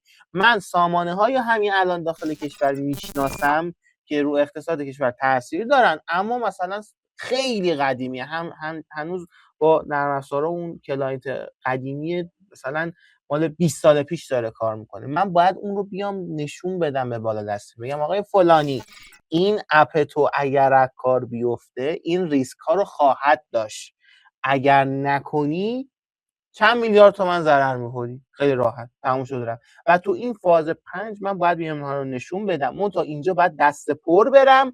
چرا؟ چون بهش بگم که آقا ما مثلا قرار این فرآیند رو این شکلی پیاده سازی بکنیم، ایمپکتات هم این خواهد بود، پس اینا رو باید تحمل کنیم، سورپرایز نشه وسط کار این مگه قطع میشد مثلا.